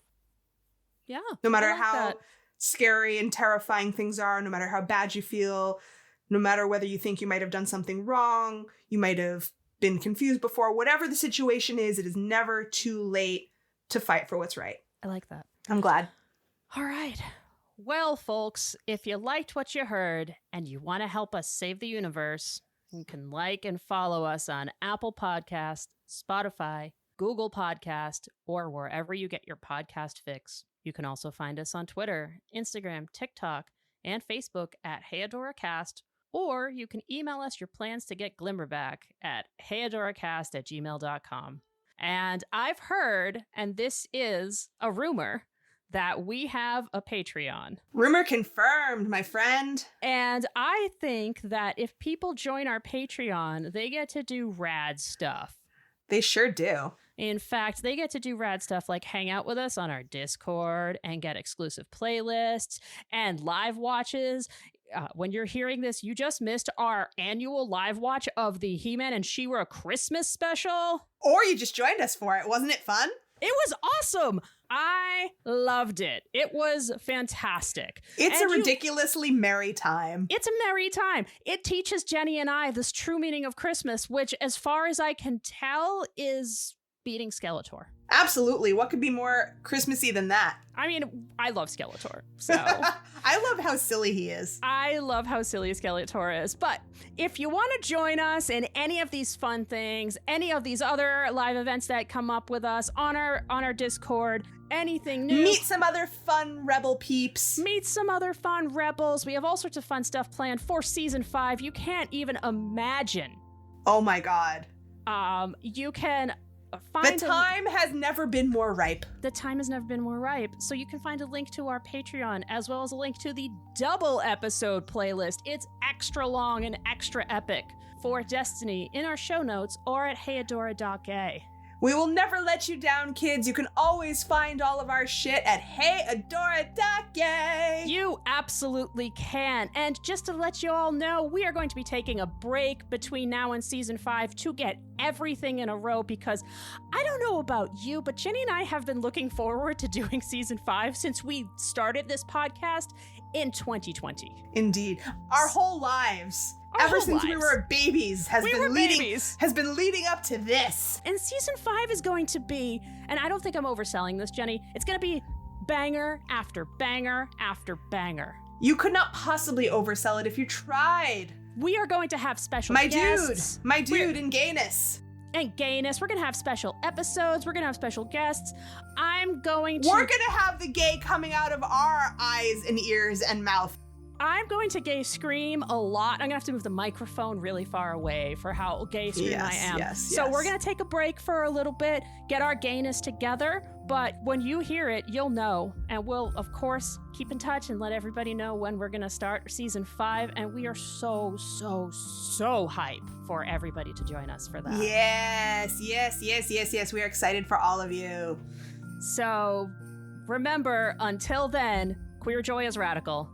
And queer love saves the universe. Oh yeah, destiny.